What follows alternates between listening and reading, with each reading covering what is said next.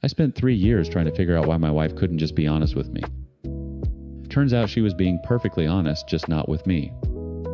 She was being honest with my best friend in text messages where they planned exactly how to divorce me, split my assets, and marry each other once the check cleared.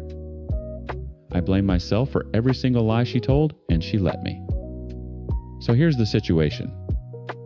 My wife quit her job and let me believe it was temporary. She started disappearing without explanation, lying about where she'd been, and picking fights over things that made no sense.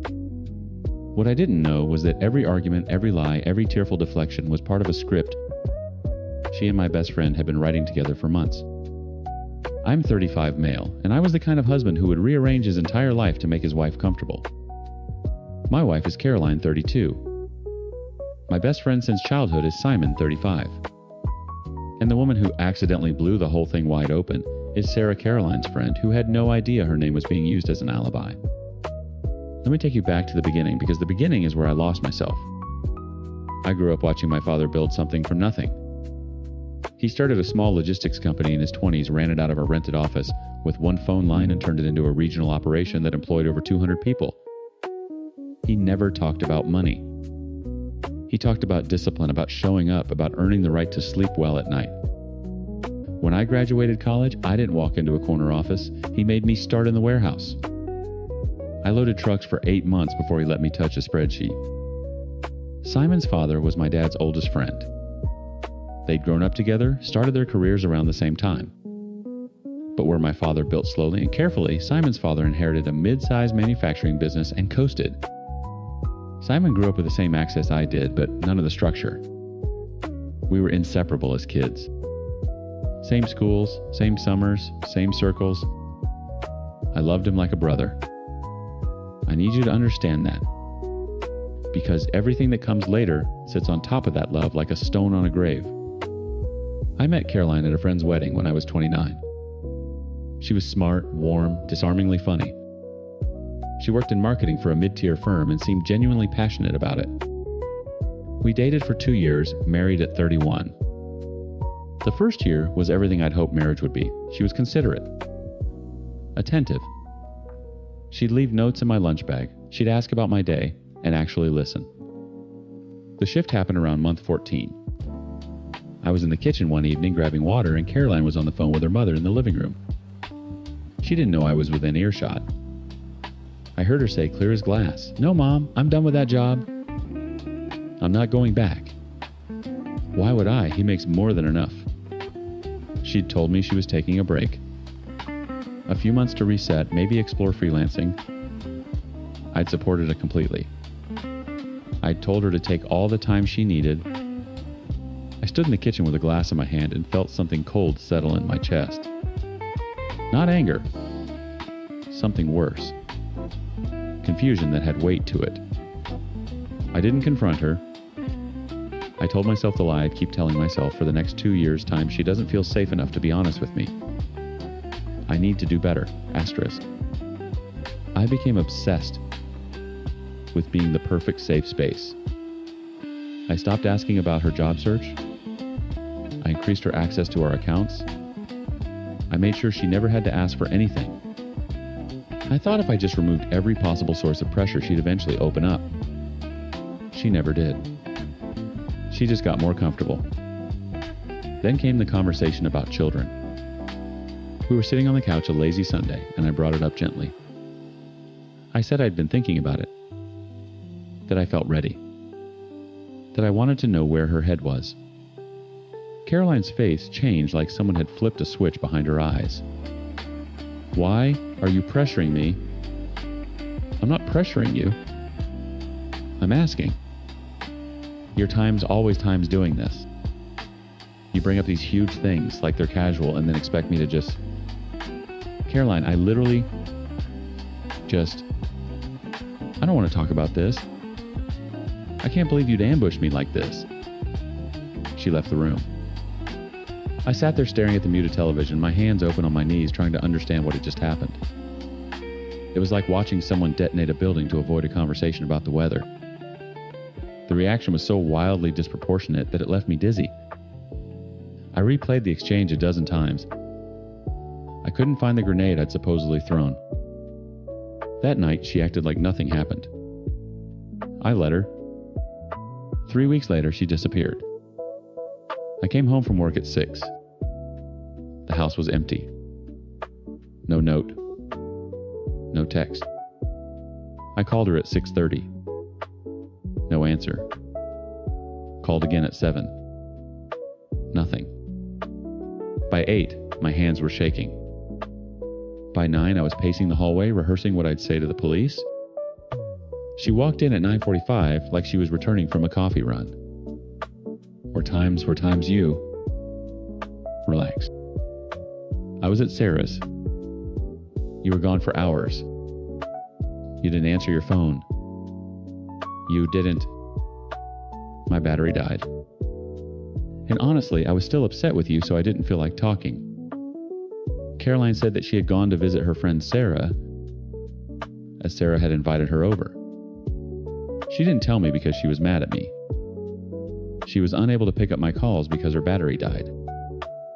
After that, we talked a little more, and then I went to sleep. Caroline fell asleep almost immediately, but I could not. The events of the day kept revolving in my head. I could not understand what the uncomfortable feeling was, but I was not feeling all right. Something was just totally off. I felt like Caroline was turning into a stranger. She did some things that were completely out of my understanding. It was not how she usually behaved with me. The way she was so casual about being absent and not informing me felt very wrong. It was not the person I married who was so considerate and loving. I lay there in the dark listening to her breathe, and I told myself one more time. Times. She needs space. Be patient. Be better. Asterisk. 2 weeks later, I ran into Sarah at the grocery store. We exchanged pleasantries. I thanked her for having Caroline over that evening, said it was good for her to get out of the house. Sarah's face went blank. What evening? A couple weeks ago. Caroline said she spent the evening at your place. Sarah shook her head slowly. I haven't seen Caroline in months. The grocery store fluorescents buzzed overhead. My cart sat between us with its stupid box of cereal and its stupid bag of apples. Sarah looked uncomfortable. I smiled, said I must have gotten the dates mixed up, and walked away. I sat in my car in the parking lot for 40 minutes without starting the engine. That night, while Caroline showered, I picked up her phone. She'd changed the passcode. She'd never had a passcode before. My hands were steady, my breathing was even. But somewhere behind my ribs, something had already cracked open. I set the phone down exactly where I'd found it, angled the same way, and waited. The next morning, I called Simon. We hadn't talked in a few weeks, which wasn't unusual. I kept it casual. Asked how things were going. Then, almost as an afterthought, I said, "Hey, have you talked to Caroline lately? She's been kind of off." Simon laughed. Easy. Relaxed. Dude, I haven't talked to Caroline in ages. You know that. I knew right then. I just didn't know how deep it went. I didn't sleep that night either. Or the next. I lay beside Caroline in our bed and studied the ceiling like it owed me answers. My body was still. My mind was a crime scene. I did not confront her. I did not raise my voice or change my routine, or let a single muscle in my face betray what was building behind it. I kissed her goodbye each morning.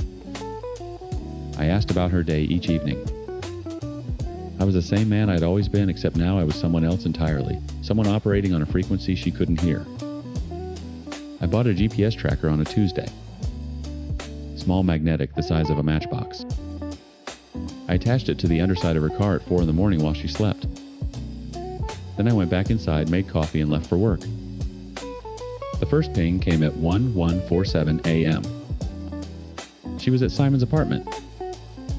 The second ping came at 2:15 p.m. Still at Simon's apartment. She came home at 5, kissed my cheek, and said she'd spent the day running errands and getting her nails done. I looked at her nails. They were the same as yesterday. They look great, I said. That weekend, while Caroline was in the shower, she'd started taking longer showers. I'd noticed the way you notice a door that used to be open slowly closing. I found her laptop open on the kitchen counter. Her messages were synced. I don't know if she'd forgotten or if she'd simply stopped caring enough to be careful. Arrogance does that. It makes you sloppy. I sat down at the counter and read. The text between Caroline and Simon went back 7 months. 7 months. Nearly half the time I'd spent wondering what I was doing wrong. They'd been building something on top of my blindness. The messages were organized, almost clinical. Caroline had mapped out a divorce timeline. She referenced specific accounts, specific assets. She knew the value of the house. She knew about the investment portfolio my father had helped me build. She knew about the business shares. Simon's messages were worse. Not because they were crueler, but because they were times familiar, asterisk. He wrote to her the way he used to talk to me, casual, conspiratorial, like they were in on the same joke. And I suppose they were. I was the joke. One exchange stopped me cold. Caroline times, he asked about kids. Again. Asterisk. Simon times Jesus. Stall him. Last thing we need is a custody complication. Asterisk. Caroline times handled it. Made him feel like an asshole for asking. Asterisk. Simon times, that's my girl. Asterisk. I read that 3 times. My vision didn't blur. My hands didn't shake. Something had gone very quiet inside me, the way a house goes quiet right before a storm takes the roof off. They had a plan. Caroline would file for divorce, claim emotional neglect. She'd been documenting fabricated grievances for months, take her share of the assets, and marry Simon within the year. Simon's business was hemorrhaging money. He needed the payout. She needed someone who'd let her live exactly the way she wanted. They'd found each other in the most efficient way possible through me. I closed the laptop. I wiped the browser history of my search. I positioned it exactly as she'd left it, angled the same way. The way I'd learned to replace things in this house carefully, precisely, like a man defusing a bomb he didn't build. Monday morning, I called a divorce attorney. Not the one Caroline would expect. Not anyone in our social circle.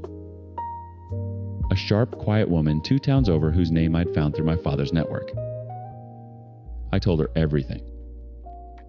I showed her screenshots I'd taken with a burner phone. She looked at me across her desk and said, "You're ahead of this. Let's keep it that way." I moved money. Legally carefully on counsel's advice. I documented every asset Caroline had claimed knowledge of in her texts. I built a case not with anger, but with architecture. The same kind my father taught me when he handed me my first spreadsheet and said times. The numbers don't lie, son. People do. Asterisk. 2 weeks later, on a Wednesday morning, I packed a single bag while Caroline was at Simon's apartment. The tracker confirmed it, 10:23 a.m. Like clockwork, and I left our house. I drove to my parents' home. My mother opened the door, looked at my face, and didn't ask a single question. She just stepped aside. Caroline came home that evening to an empty house and a manila envelope on the kitchen counter. Divorce papers. Filed that morning. Her first text arrived at 6:47 p.m. Then another. Then another. By midnight, she'd sent 31 messages. I read none of them. I turned my phone off, set it on the nightstand in my childhood bedroom, and stared at a ceiling I actually recognized. The proceedings were swift. My attorney was surgical. Caroline's fabricated grievances collapsed under the weight of her own text messages. The court saw everything, the timeline, the asset mapping, the conspiracy. Simon was named. His texts were entered into evidence. Caroline's attorney tried to negotiate. Mine didn't blink. She got almost nothing. And then the thing I hadn't predicted happened. Simon disappeared. Not physically worse. He simply stopped answering Caroline's calls. Because Simon never wanted Caroline. Simon wanted my money filtered through Caroline. Without the payout, she was just a woman who'd burned her life down for a man who saw her as a transaction. He ghosted her the way I had, except I had a reason. He just had a preference. Simon's business folded within the year. His father called my father once, the conversation brief and heavy. Two old friends on opposite sides of something their sons had built between them like a wall. My father never told me what was said. I never asked. I did not recover quickly. I want to be honest about that. There were months where I couldn't eat a full meal. Months where I sat in my car in parking lots the way I had that day outside the grocery store, except now I knew exactly what the uncomfortable feeling was. It was grief. Not for Caroline. For the man I'd been before, I learned what the people closest to me were capable of. My mother pushed me toward therapy. I resisted with the stubbornness of a man who thought surviving was the same as healing. She pushed harder. I went. It took a long time. Longer than I'll detail here. But I am writing this now, and I want you to notice something. I'm writing it effortlessly. Not because the story is easy, because I rebuilt the person telling it. Brick by brick, from a foundation that was always mine, the one my father laid when he made a kid load trucks before he'd let him touch a spreadsheet. The ceiling I stare at now is one I chose. The silence in my house is one I earned. And the man lying beneath it finally sleeps.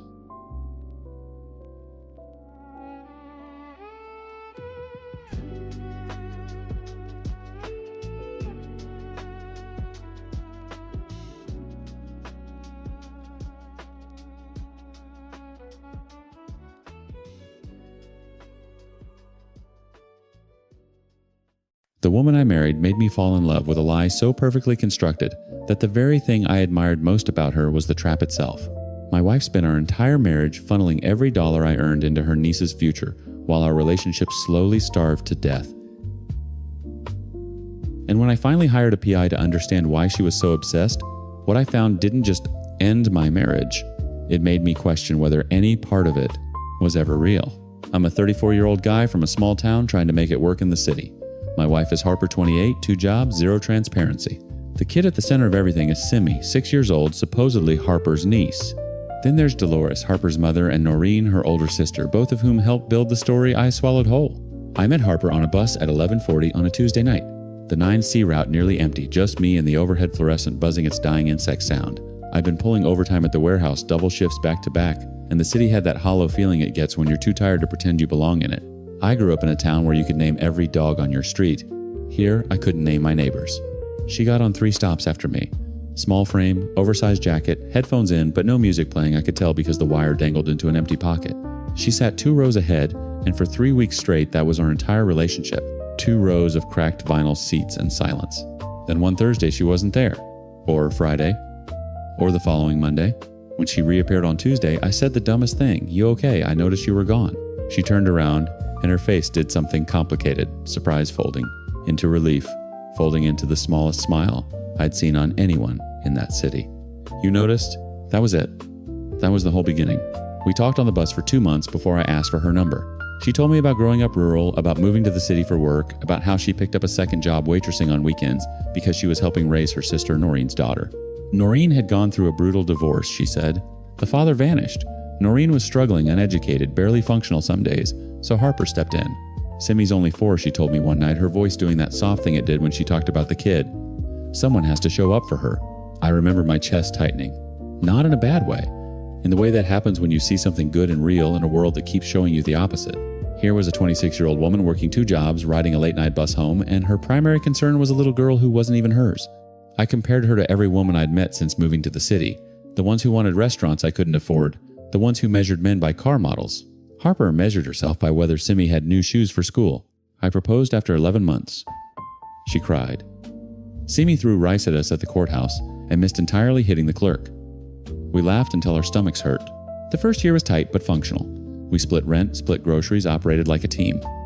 Harper's 2 jobs plus my warehouse salary meant we weren't comfortable, but we were stable. Simi stayed with us most weekends, sometimes full weeks when Noreen was going through it, which seemed to be always. Then Harper said she wanted to enroll in a culinary certification program. 6 months, evening classes, real career potential. She asked if I could cover her share of expenses temporarily. Of course, I said. Because that's what you do. The culinary program ended. Her share never came back. Instead, it became Simi's school admission fees, then Simi's uniforms, then Simi's private tutoring because she was falling behind, then a better tutor because the first one wasn't qualified. Each expense arrived with Harper's particular urgency, this breathless, almost panicked insistence that made saying no feel like kicking a puppy. I absorbed it, all of it. My overtime hours climbed. Our conversation shrank. We went from eating dinner together to eating in shifts. The bedroom became a place where 2 people slept facing opposite walls. One evening, I came home to Harper pacing the kitchen with a school brochure. Greenfield International Academy, she said, sliding it across the counter. I looked at the tuition. My mouth went dry. Harper, it's the best school in the district. Simi deserves a lot of things. So do we. When's the last time we went anywhere together? She looked at me like I'd spoken Mandarin. Then came the real problem. Greenfield had adopted a policy with the rising number of drug-addicted parents in the city. They didn't want children of such parents in the school because they considered them a bad influence on other kids. I know it's unfair for those kids, but that's how it is. More critically, the school admitted only children whose parents were at least high school graduates. Harper's sister Noreen had never finished school. Harper came up with a weird solution to this problem. She wanted to adopt Simi as our daughter. She said she would have adopted her as a single mother, but now that we were married, we had to adopt her as parents. Both of us. Legally. I'm not signing adoption papers for your niece Harper. Why not? You love her. Loving her and becoming her legal father are 2 different conversations. It's just paperwork. Then what about our kids? When do we start our family? Her face went still. Not sad. Not conflicted. Asterisk. Still. Asterisk. Like a door closing behind her eyes. Let's not have children then. 4 words. Delivered flat, without hesitation, like she'd rehearsed them. Like our future children were a negotiating chip she'd just tossed off the table to protect someone else's. I stood in that kitchen and felt something shift in my chest, a load-bearing wall quietly cracking. She doesn't realize what she's rubbing on me, I thought. She's rubbing her niece's entire life responsibility onto me, and she doesn't even see it. That night, I couldn't sleep. I lay there running the math, not the financial math, the emotional math. Every sacrifice had flowed in one direction. Every priority pointed at one person. And my wife had just told me without blinking that she'd rather we never have children than risk Simi losing access to an elite school. The next morning, I did something I never imagined I'd do. I called a private investigator. The PI's name was Garrett. Ex-cop, small office above a dry cleaner, the kind of man who shook your hand once and never smiled. I told him what I needed background on my wife's family, specifically her sister Noreen and the custody arrangement for Simi. How deep? He asked. Deep enough to understand what I'm being asked to sign. He didn't judge. He quoted a fee. I paid it. 2 weeks. That's all it took to unmake everything. Garrett called on a Wednesday afternoon. I stepped outside the warehouse into the loading dock, leaned against a shipping container still warm from the sun, and listened. There's no custody arrangement, he said. Because there's no niece. My hand tightened on the phone. Simi's birth certificate lists Harper as the mother. Full biological mother. Born 6 years ago at a county hospital back in her hometown. Father's name is on the certificate too, a man named Dennis Okafor. He's not in the picture anymore, hasn't been since before the birth. I didn't say anything. The loading dock hummed with forklifts and reversing trucks, and none of it reached me. Noreen does exist, Garrett continued. She is Harper's older sister. She is divorced, but she never had a daughter. She provided cover during Harper's pregnancy, told neighbors she was the one expecting. The mother Dolores coordinated the story. Small town, tight community, unmarried pregnancy carries weight there. So Simi is your wife's biological child, has been the entire time. I sat on that loading dock for 40 minutes after hanging up. A coworker asked if I was sick. I said yes. It wasn't a lie. I waited 3 days. Not because I needed to calm down. I was past calm, past anger, somewhere in the flat terrain beyond both. I waited because I wanted the full dossier. Garrett delivered it Friday evening. Birth certificate hospital records a timeline of Harper's pregnancy, cross-referenced with her employment gaps. A statement from a neighbor in her hometown who remembered Noreen's pregnancy and how Harper had taken the baby to the city shortly after. Every page was a brick pulled from a wall I built my life against. Friday night.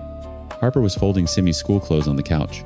Simi was asleep in the spare bedroom, our spare bedroom, the one that might have been a nursery if my wife hadn't told me with a closed face that we should never have children. I set the birth certificate on the coffee table. Harper's hand stopped mid-fold. She looked at it. Her jaw moved, but nothing came out for a long moment. Is Simi your daughter? It's not what you think. Harper, is Simi your biological daughter? She picked up the birth certificate and I watched her cycle through options behind her eyes the same way I'd watched her cycle through expenses, through justifications, through every careful redirection that had kept me blind for years. I adopted her, she said.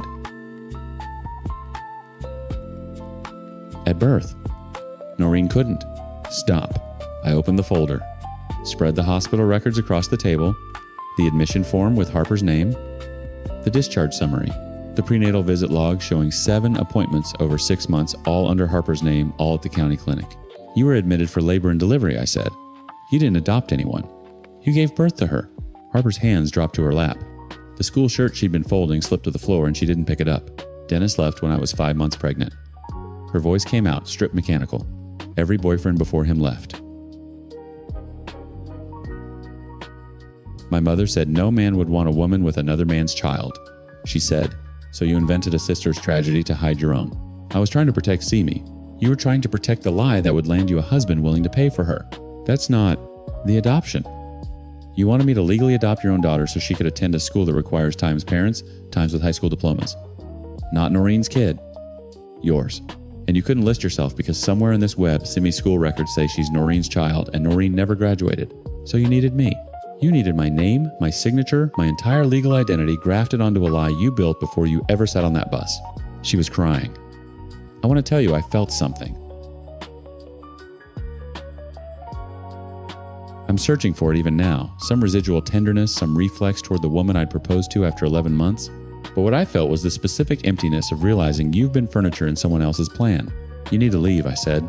You can't be serious. Take Simi. Go to Noreen's. Go to your mother's. But you can't stay here. She left that night. Simi woke up confused, clutching a stuffed rabbit, and Harper carried her out without looking back. The divorce papers arrived at her mother's house on a Monday. Harper called within the hour. Over times, her voice was incredulous. I never cheated on you. I never touched another man. And you're divorcing me over paperwork. Paperwork. She called it paperwork.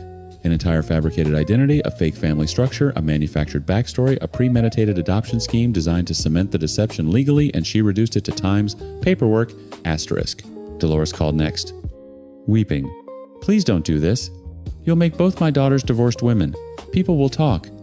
Please. I hung up. Not out of cruelty.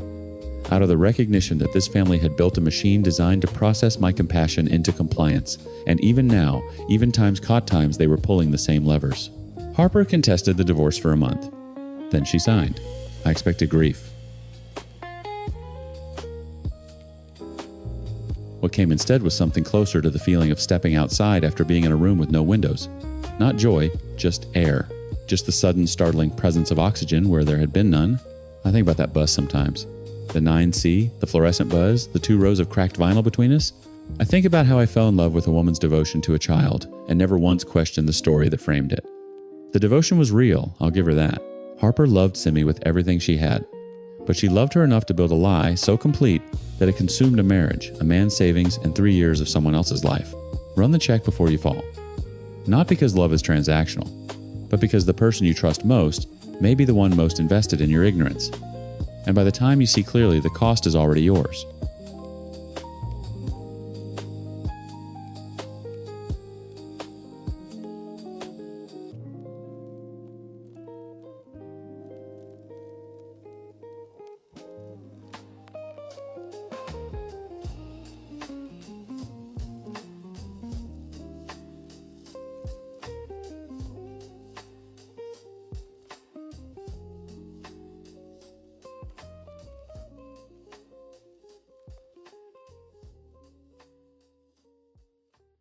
She left me a note on the refrigerator.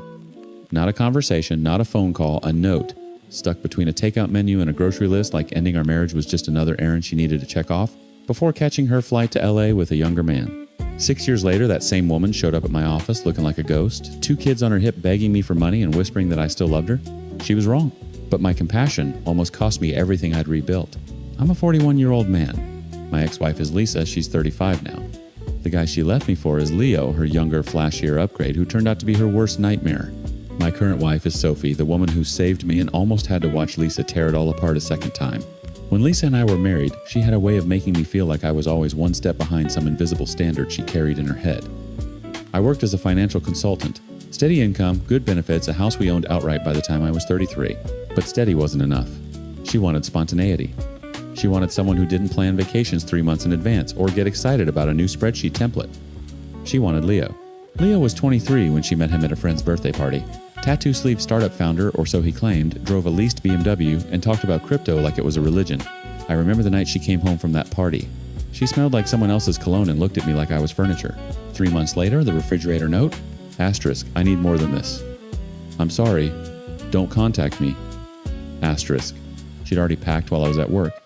Took the suitcases, the jewelry, half the savings account, left the house keys on the counter like a hotel guest checking out. I won't pretend I handled it with dignity.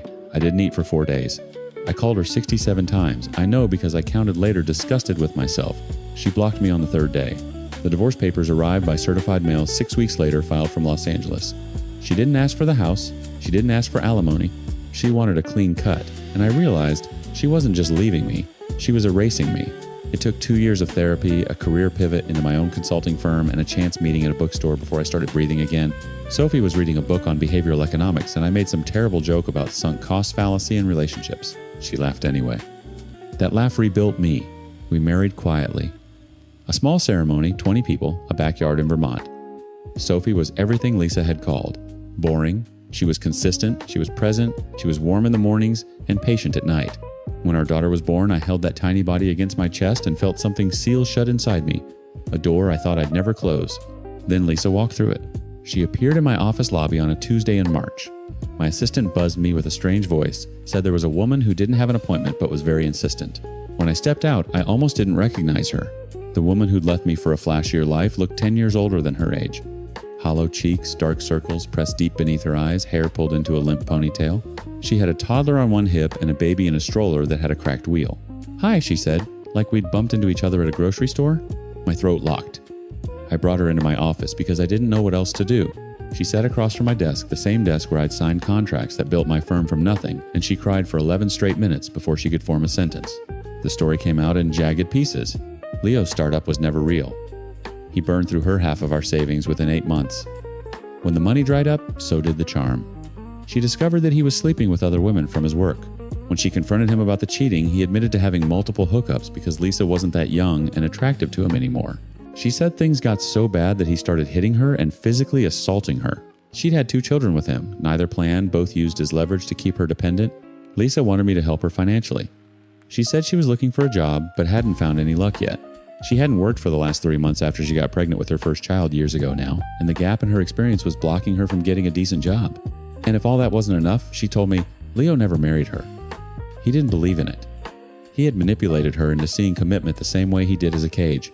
That's why she used to call me rudimentary, because I believed in vows, in structure, in staying, but now she said she regretted her decision because she realized what she'd thrown away. I stared at the woman sitting across from me and felt something I wasn't prepared for. Pity, not love, not nostalgia, just a heavy, nauseating pity that sat in my stomach like wet concrete. I gave her $30,000. I told myself it was for the children. Sophie listened that night with her arms crossed, our daughter asleep in the next room. She didn't yell. She just said, "You have a good heart. Don't let her eat it." I should have listened.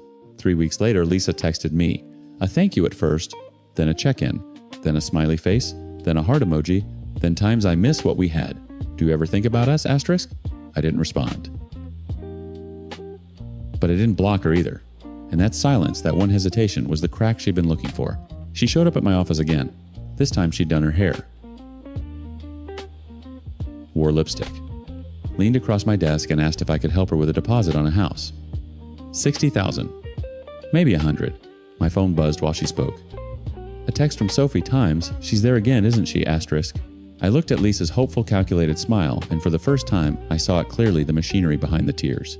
But before I could answer, Lisa reached across the desk and grabbed my hand. You still love me, she whispered. I know you do. I pulled my hand back so fast the pen cup on my desk rattled. Don't, I said. Lisa's fingers hovered in the air where mine had been, then slowly curled into her palm. The lipstick smile didn't falter. Not yet. I know you felt that, she said. I know you still. What I feel, I said, standing up, is embarrassed. For you, the smile cracked. Just a hairline fracture, but I saw it. The same way I used to see her micro-expressions when she was calculating whether to tell me the truth or a version of it. I gave you $30,000, Lisa. $30,000. You know what I told myself? I told myself it was for your children. That those kids didn't choose any of this and they deserved a chance. I called it compassion. Sophie called it compassion. My therapist probably would have called it something else. I'm grateful for that. You're not grateful. You're back. 3 weeks later, lipstick on, asking for $100,000 for a house deposit. That's not gratitude. That's a second appointment. She stood up too, and I watched the performance shift in real time. The softness drained from her face like water from a cracked glass. Something harder surfaced underneath. You have the money, she said. I've seen your office. I've seen your car. You built all of this after I left, and I'm not saying I deserve credit, but what? You think your leaving was the favor? You think walking out with a refrigerator note and half my savings was some kind of motivational speech? I made a mistake. You made a choice. There's a difference. A mistake is forgetting an anniversary. A choice is packing suitcases while your husband is at work, flying to Los Angeles with a 23-year-old who leased his personality along with his car, and then blocking my number after I called you 67 times begging you to come home. Her jaw tightened. I could see the tendons in her neck. You counted the calls. I counted everything, Lisa. The days I didn't eat. The sessions with a therapist who had to teach me how to sleep again. The months I spent wondering what was so fundamentally wrong with me that my wife would rather gamble on a stranger than stay with the man who paid off her house by 33. I said I regret it. You regret the outcome. Not the choice. You went back to him. Silence. The kind that has weight. Yeah, I said. I know. After that first visit, after you sat in that chair and cried for 11 minutes and told me about the cheating and the hitting and the manipulation, you went back to Leo, didn't you? Her eyes dropped to the desk. He said he'd changed. And when he hadn't changed, when he was still sleeping with other women from his work, still telling you that you weren't young and attractive enough for him, still hitting you, then you came back here. To me, the rudimentary one. She flinched at the word like I'd slapped her with it. I never should have called you that. No, you shouldn't have. But you did. You called me rudimentary because I believed in vows, in structure, in staying. You let Leo manipulate you into seeing commitment as a cage, and then you looked at me, the man who built that cage, with his bare hands, so you'd always have somewhere safe, and you laughed at me for it. My voice had risen. I didn't care. My assistant could hear. The walls were thin. Let them hear. You didn't come here because you missed me, Lisa. You came here because you ran out of options. Leo never married you. He didn't believe in it. He used you until you were inconvenient, and then he discarded you the exact same way you discarded me. The only difference is I left a door open and he didn't. That's not fair. Fair. You left a note on a refrigerator. You want to talk to me about fair? She grabbed her purse. Her hands were shaking, and for a split second I felt the old instinct, the one that wanted to reach out, steady her, fix it. But I watched that instinct the way you watch a match burn down to your fingertips. I let it hurt, then I let it go. The $30,000 was charity, I said. From a man who felt sorry for your children. That's all it was. That's all it ever was. You should be grateful I didn't throw you out on day one. You're cruel, she whispered. No. I'm done. She slammed the door hard enough to knock a frame off the wall. A photo of Sophie and our daughter at the Vermont house. I picked it up, checked the glass. Not broken. That evening I sat Sophie down at the kitchen table and told her everything. The hand grab, the whisper, the lipstick, the $100,000 ask. I held nothing back because I'd learned from years of therapy and one catastrophic marriage that the things you hide become the things that rot. Sophie listened with her hands wrapped around a mug of tea that went cold while I talked. When I finished, she didn't speak for a long time. Are you done? She finally asked. Not angry, genuine, permanently. She nodded once. Then be done. The next morning I blocked Lisa's number. Every platform, email, social media, everything. I called my office manager and gave clear instructions if Lisa appeared again, she was not to be admitted. No exceptions. No messages relayed. I'd spent 6 years building something real from the wreckage of something hollow. A firm. A marriage. A daughter who grabbed my finger when she slept and held on like I was the safest thing in the world. I wasn't going to let the woman who taught me what abandonment felt like teach me the lesson twice. Lisa had wanted me to believe that her suffering entitled her to my life. That because Leo broke her the way she broke me, we were somehow even and the debt ran in her direction now. But misery isn't currency, and regret without accountability is just nostalgia with a price tag. Sophie was right from the beginning. I had a good heart, I just needed to stop letting the wrong person eat it. Lisa vanished after that. No calls from unknown numbers, no visits, no mutual friends carrying messages, just silence. The same kind she'd given me 6 years earlier, except this time, I was the one who chose it. I picked up the Vermont photo from my desk and set it back on the wall. Sophie's laugh in that picture. My daughter's tiny fist raised toward the camera. The door was shut, and this time I held the lock.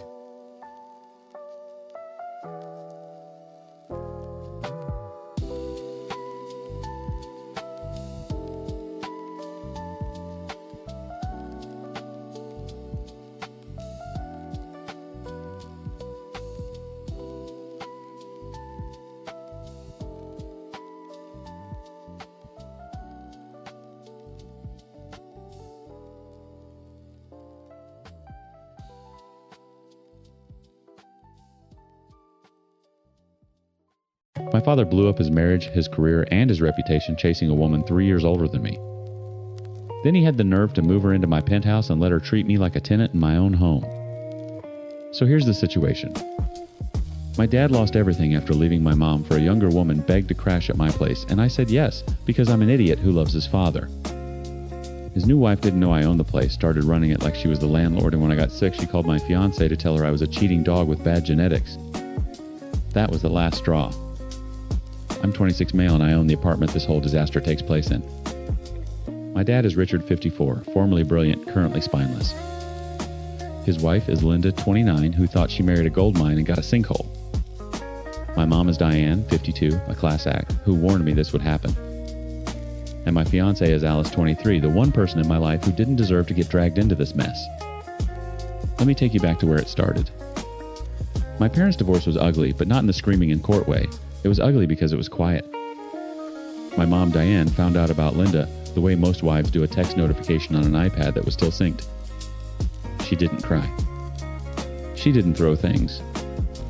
She sat Richard down at the kitchen table, slid the iPad across, and said, "You have 30 days."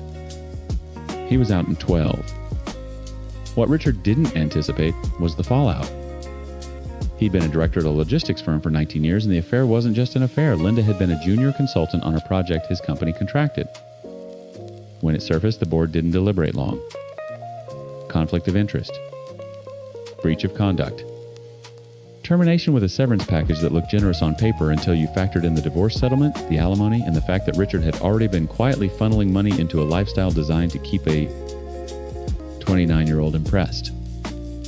By the time the dust settled, my father, once a man who wore bespoke suits and drove a Lexus, was renting a 2-bedroom in Glendale and burning through savings like kindling.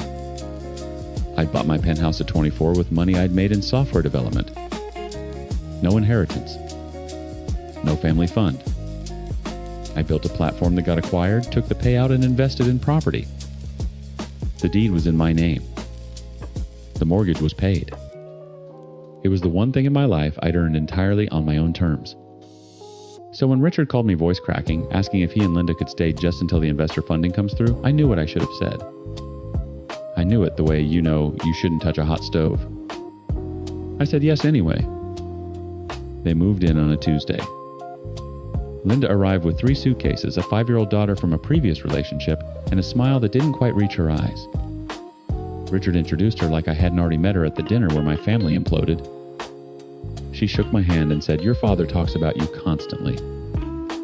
He hadn't told her I owned the place. I realized that within the first hour when she turned to Richard in the kitchen and said, "This is a beautiful apartment, babe. You should have moved here sooner."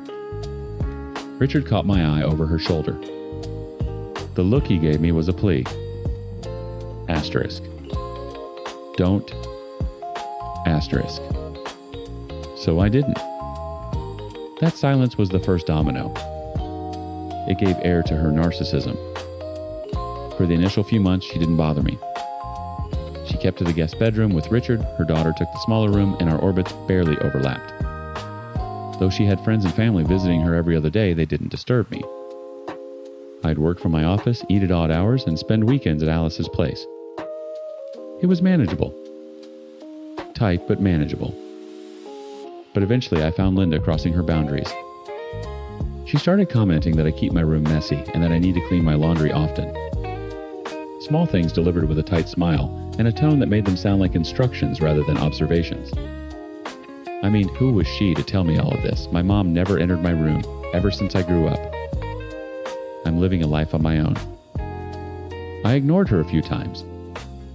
But when she started nagging, leaving sticky notes on my door, sighing loudly when she passed my room once, actually picking up my jacket from the couch and dropping it outside my bedroom like I was a college. Freshman eye involved, Dad? I told him privately to keep Linda in check. He apologized on her behalf and told her to stay away from me. She didn't take it well that I had reported her to Dad, but she didn't do anything. Not immediately. The sticky notes stopped. The sighing stopped.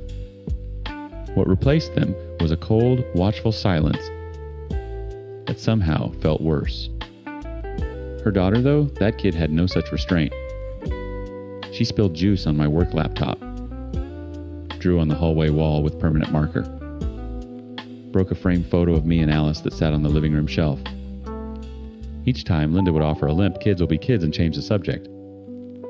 I started keeping my office locked. After a few months, Dad went on an official trip to San Francisco to meet his investors. Linda used the opportunity like a promotion. The first night he was gone, she rearranged the living room furniture. The second night, she had 6 friends over until 1 a.m. music rattling my office wall. The third night, she knocked on my door and told me I needed to take out the trash because the men in this house should handle that. "This is my house," I almost said. The words were right there sitting on my tongue like a grenade. But I thought about Richard, about the look he'd given me that first day. Asterisk. Don't. Asterisk. I took out the trash. When Richard came back, I told him everything. He rubbed his face with both hands, exhaled, and said, "She's pregnant. Just give her 6 more months. The hormones, 6 months. The investor deal is almost through. We'll be out by spring." Spring came. They didn't leave. The investor deal fell through. Linda's belly grew. And I started sleeping at Alice's apartment 4 nights a week, a refugee from my own property. Then I got sick. Really sick. A 104-degree fever that knocked me flat for a week. Alice was away filming content for her channel in Portland. I was alone in the penthouse, delirious, barely eating. And that's when Linda picked up my phone. I found out what she'd done 3 days later when the fever broke, and I finally checked my messages. Alice hadn't texted in 48 hours. That alone was wrong. Alice texted me good morning pictures of her hotel coffee. She sent me blurry sunset photos with captions like, "Wish you were vertical." Silence from Alice wasn't silence, it was a scream. I called her. She picked up on the 4th ring, which meant she debated not picking up at all. "Hey," I said. My voice was still wrecked from the fever. "Hey." Flat. "Careful." The voice of someone holding a door half closed. "Everything okay? I was pretty out of it this week." I talked to Linda. My stomach dropped before my brain caught up. "She called me from your phone," Alice continued. "Said she wanted to check in since you were sick. Then she just kept talking." I sat on the edge of my bed, still dizzy, and listened as Alice laid it out. Linda had told her I'd been bringing women to the penthouse while Alice was away. That I had Richard's blood, her exact words, and that cheating was genetic in this family. She told Alice she'd seen texts, heard phone calls, watched me sneak someone out one morning. She'd cried. Actually cried. Told Alice she felt terrible being the one to say it, but woman to woman, she couldn't stay silent. I don't believe her, Alice said. But the way she said it slowly, like she was still assembling the sentence, told me she was trying not to believe her. There's a difference. Alice. I was running 104-degree fever. I could barely walk to the bathroom. I know. I know that logically. But she was so specific and she was crying and her voice cracked. Why does she even have your phone? I couldn't answer that. I didn't know. I'd been unconscious half the week sweating through sheets. And Linda had apparently gone through my phone, found Alice's contact, and detonated a grenade into the one relationship I'd protected from all of this. Alice said she needed space. Not a breakup. Space. The word landed like a brick wrapped in silk. I hung up and sat there for a long time. The penthouse was quiet. I could hear Linda's daughter watching cartoons in the living room. I could hear Linda herself on a phone call in the guest room laughing about something. Laughing. Something shifted in me. Not rage, something colder. A clarity that felt like ice water replacing blood.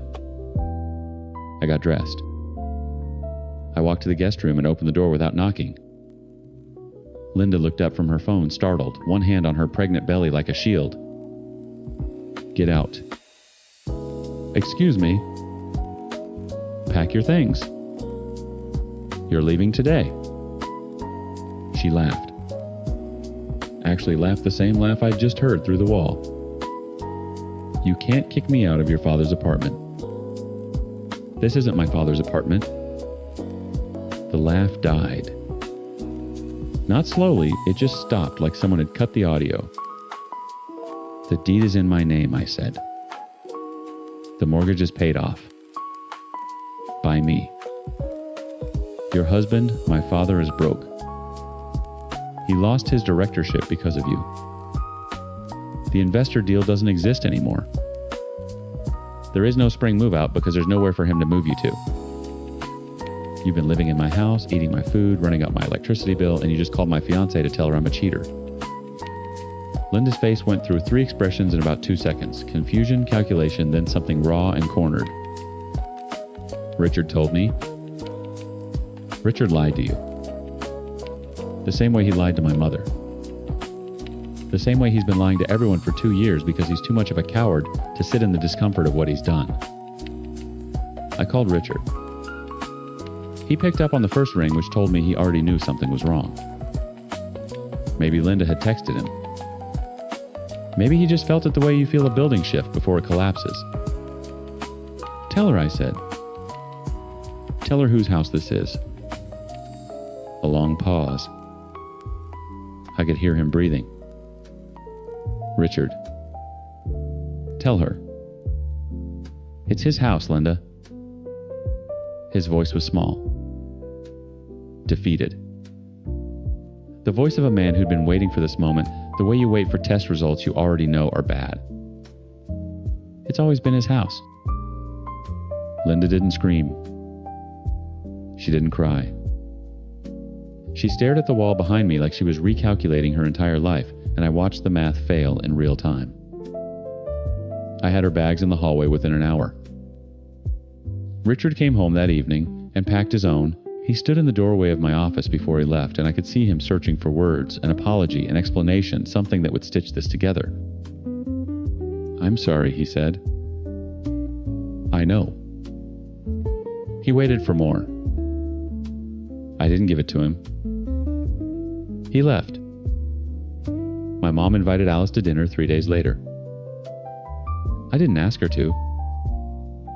Diane just called Alice directly, something she'd never done before, and said, "Come eat with me. Bring your appetite and your questions." Alice told me about it afterward. Diane didn't trash Linda. Didn't raise her voice. She simply told the truth about the divorce, about Richard's finances, about the house, about who I was before any of this, and who I've been trying to remain throughout. She showed Alice photos from my graduation, told her about the acquisition, poured her wine and said, "My son has many flaws. Dishonesty isn't one of them." Alice came home that night and sat next to me on the couch. She was still wearing the ring. She put her head on my shoulder and said, "Your mom is terrifying in the best way." I laughed for the first time in weeks. Richard calls sometimes. I pick up. We talk about nothing, weather, sports, surface level things that let us pretend the foundation isn't cracked. I don't hate him. I wish I did. Hate would be simpler than this heavy, tired understanding that my father is a man who will always choose the path of least resistance, even when it runs directly through the people who love him. My mom said something last week that I haven't been able to shake. We were having coffee, and I mentioned that Linda had moved back in with her mother in Pasadena. Diane sipped her latte, looked out the window, and said, "Give it 6 months. She'll find another Richard." She wasn't being cruel. That was the worst part. She was just being accurate.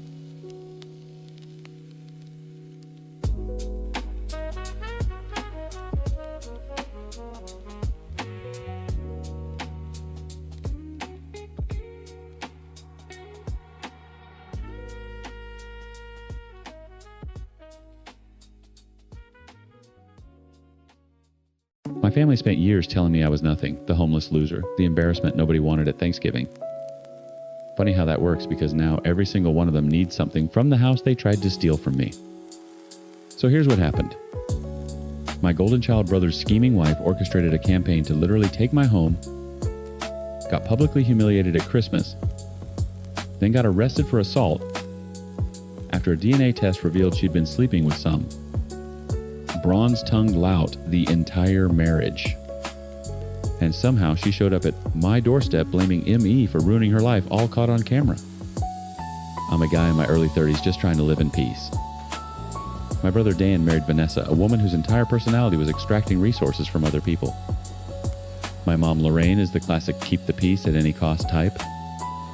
And my dad, Gerald, he's the silent patriarch who enabled all of it for decades. This is how it all finally came crashing down. After the Christmas party blow-up, I did something I should have done years ago. I stopped waiting for the next shoe to drop and started nailing shoes to the floor. First thing January, I installed cameras. Ring doorbell on the front, 2 Wise cams covering the driveway and back porch, and a blink system inside the garage. Cost me maybe $400 total. Best money I ever spent, though I didn't know that yet. Second thing, I rented out the 2 spare bedrooms. My buddy Marcus from the warehouse took one. A guy named Theo, who I'd known since community college, took the other. $300 a month each, utilities included. Not a fortune, but it covered the property taxes and then some. For the first time in my adult life, I had a financial cushion that wasn't made of anxiety. Third thing, I changed the locks. Again, the house was mine. Fully mine. I had the deed, the mortgage was current, and every legal challenge Vanessa had tried to mount during her campaign to steal it had been swatted down like a mosquito at a barbecue. But owning something and feeling safe in it are 2 different animals. I was learning to close the gap. Of course, peace was a language my family had never learned to speak.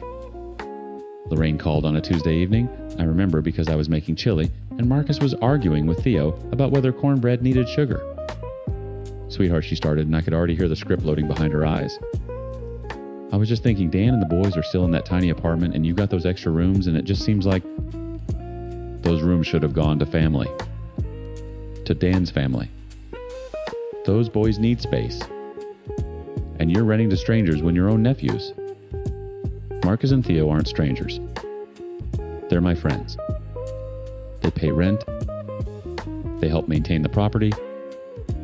But times Dan's children, asterisk. Dan's children have a father who can figure out their living situation. Like I figured out mine when I was sleeping in my car and nobody in this family answered the phone. Silence. The kind that has weight. "That's not fair," she whispered. "No," I said. "It wasn't." I hung up. The chili came out great. For a few months, things were almost quiet. Vanessa was living with her parents, and from what filtered back through Lorraine's guilt-laced updates, it wasn't going well. She was forced to work in their family business, some kind of commercial cleaning outfit, because Dan had cut off access to his bank accounts entirely. She'd already maxed out every credit card he'd previously given her. She griped constantly about having to work for her parents despite having a college degree, but honestly, they were probably the only ones who'd employ her. She had a criminal record now courtesy of the Christmas incident, and a decade-long gap in her resume that screamed, "I married someone and made extracting his resources my full-time career." I'd heard from Dan that her parents were severely disappointed in her as well, but that was just a rumor. They could be just as bad as her for all I know. Either way, the crap show of a divorce was grinding forward at the speed of bureaucracy, and I was content to watch from a distance. Then Dan started paying attention. He told me later. It was a Sunday morning. He had the boys for the weekend, his eldest, who was 7, and the baby, who was nearly 2. He was spooning oatmeal into the toddler's mouth when the morning light hit the kid's hair at a certain angle. Lighter than Dan's. Lighter than anyone's in our family. Curly in a way that didn't trace back to any branch of the family tree he could identify. He said the spoon just stopped midair. Dan was never the sharpest, but he wasn't stupid. Blinded, maybe. Vanessa had kept him in a fog for years, a carefully maintained atmosphere of guilt, obligation, and just enough affection to keep him compliant. But the fog was lifting, and what he saw underneath made his hands shake. He didn't confront her. Not yet. Instead, he did something methodical and completely unlike the Dan I'd grown up with. He ordered a DNA test kit, then another from a different company because he wanted to be sure. He pulled phone records. He cross-referenced bank statements, cash withdrawals that didn't correspond to any household expense, hotel charges, in towns where neither of them had business. And the texts. God, the texts. Vanessa had been sloppy, or maybe she just never imagined Dan would look. Messages to a man Dan eventually identified as a smooth-talking regional sales rep in his early 40s. The kind of guy who wore too much cologne and called every woman gorgeous. The bronze-tongued lout, as I'd later come to think of him. He was nowhere near hot enough to be a trophy wife's secret lover, which somehow made it worse. Vanessa had risked everything, her marriage, her children's stability, her meal ticket, for times that asterisk. Both DNA tests came back the same. The baby wasn't Dan's. Dan drove to our parents' house on a Saturday afternoon. He walked in with a manila folder thick enough to choke on. Gerald was in his recliner. Lorraine was watering her African violets. He set the folder on the kitchen table, opened it, and said, "I need you both to see this before I do what I'm about to do." Lorraine read the first page and sat down so hard she missed the chair. What happened next? The confrontation with Vanessa, the violence, the arrest, and the night. She showed up at my door screaming that I destroyed her life. That's where everything detonated. And every second of it was caught on camera. Dan confronted Vanessa the following Tuesday. He did it at our parents' house, which in retrospect was either brave or insane. He'd called her under the pretense of discussing custody scheduling. She arrived 20 minutes late, wearing sunglasses indoors, already irritated that she'd had to drive across town. Dan was sitting at the kitchen table with the folder still open. Gerald stood near the doorway. Lorraine was in the kitchen gripping a dish towel like a rosary. From what Dan and Gerald both told me separately, unprompted matching in every detail, Vanessa's face went through about 6 expressions in 2 seconds when she saw the DNA results. Confusion, recognition, calculation, and then rage. She didn't deny it. That's the part that still gets me. She didn't even try. She went straight to justification. "You were never enough," she said. "You were never going to be enough." Then she lunged. She scratched Dan across the neck hard enough to draw blood. When Gerald stepped in to separate them, she caught him across the cheek. And when when her eldest, 7 years old, standing in the hallway because nobody had thought to keep him away, started crying and grabbed at her leg. She shoved him so hard he hit the door frame and came away with a black eye that would take 2 weeks to fade. Lorraine called the police. For once in her life, she didn't hesitate. Vanessa was arrested in my parents' driveway, screaming that Dan had set her up, that the tests were fake, that this was all a conspiracy orchestrated by me, the brother-in-law she'd spent years dismissing as worthless. The officers were patient. The handcuffs were not. Her parents bailed her out within 6 hours. 4 hours after that, she was on my porch. I was in the kitchen cleaning up after dinner when the Ring doorbell lit up my phone.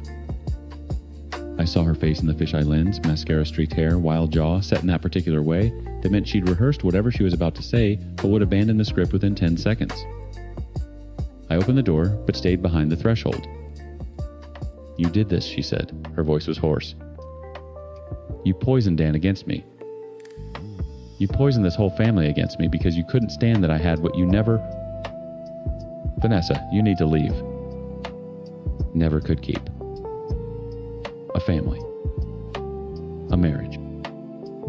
A life that actually meant something. And now you sit in this house that should have been times ours, times renting rooms to your loser friends while my children... Your children. Right. All of them yours." She shoved me, both hands flat against my chest. I stepped back but didn't fall. She came forward, finger jabbing, voice climbing octaves. "You're nothing. You were nothing when you were homeless, and you're nothing now. This house doesn't change what you are." I said nothing. I just looked at the camera, then back at her. She followed my gaze. Saw the Ring doorbell. Saw the red recording light. She left. Peeled out of my driveway so fast she clipped my mailbox. I filed the police report the next morning. The restraining order came through by Thursday. Every frame of footage, the porch confrontation, the driveway departure, the mailbox assassination, went straight to Dan's divorce attorney. The divorce proceedings in our state are at fault. Vanessa's attorney tried to paint her as a devoted mother, driven to one mistake by emotional neglect. Dan's attorney played the footage. All of it. The Christmas party, the porch, the bank statements. The text with the bronze-tongued lout who was subpoenaed and showed up looking like a man who just realized the bill had arrived for a meal he'd eaten years ago. His testimony was hollow. He tried to minimize. "It was casual," he said. "She told me the marriage was over." The judge was unmoved.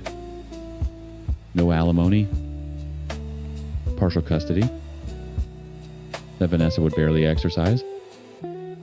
She'd later cancel visits with increasing frequency, citing work, citing exhaustion, citing anything but the truth, which was that motherhood without an audience held no appeal to her. Dan got his name removed from the baby's birth certificate. The bronze-tongued lout who'd wanted the affair but emphatically not the consequences was saddled with child support obligations he lamented publicly on social media, which was exactly the caliber of man he'd always been. Vanessa ended up right back where she started working in her parents' cleaning business, living in their spare bedroom, posting cryptic quotes about loyalty on Instagram. Dan showed up at my house on a Friday night 3 days after the divorce was finalized. He was drunk. Not sloppy, just enough to make the drive over, which he shouldn't have done. He had scratches on his arms from moving furniture out of the apartment. Vanessa had trashed before surrendering the keys. I didn't invite him inside the house. I walked him to the camper in the backyard, poured 2 whiskeys, and shuffled a deck of Uno cards. We didn't talk for the first 20 minutes, just played. He drew 4. I stacked. He swore. Normal brother stuff, except we hadn't done normal brother stuff in 15 years. Then he said I should have answered the phone. I didn't look up from my cards. Yeah. When you were in your car. I knew. I knew, and I let Vanessa convince me it wasn't my problem. She didn't have to try very hard, Dan. His jaw worked. He set his cards down. No. She didn't. We finished the game. I won. He asked if he could sleep in the camper.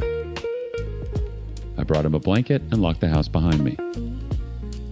The next week, I loaned him the camper. Not for him, for his eldest, who'd been sharing a bedroom with his father in that cramped apartment. A 7-year-old deserves his own space. I wasn't doing it for Dan. I was doing it for a kid who'd gotten a black eye from his own mother and still asked about her every day. Gerald and Lorraine showed up together on a Sunday. They'd seen the animated Reddit videos. Someone had turned the whole saga into a series, complete with cartoon versions of our family that were somehow both hilarious and devastating. Lorraine cried through most of the visit. Gerald sat rigid in my living room chair, hands on his knees, and said more words in one sitting than I'd heard from him in a decade. They'd started attending church. They'd enrolled in couples counseling. And for the first time in my life, I heard my father use the word narcissist, not about Vanessa, but about himself. We made you disposable, he said. We made you the one who could be lost. And when we almost lost you, we blamed you for falling. I didn't forgive them. Not that day. Maybe not ever fully. But I believed them, and that was new. They asked about family therapy. I declined. But I let them come to Sunday dinners. I let them watch me be an uncle present, steady, the kind of adult those kids had never had consistent access to. Dan's eldest started calling me Uncle Cam and showing me his drawings. The kid drew houses constantly. Big ones with lots of rooms. The house remained mine. Marcus and Theo still paid rent. The camera still recorded.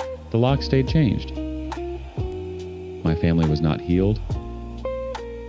We were not some redemption arc wrapped in a bow. But for the first time in 30-some years, we were honest. And honest, I was learning, was a foundation you could actually build on. Even if you had to pour it yourself.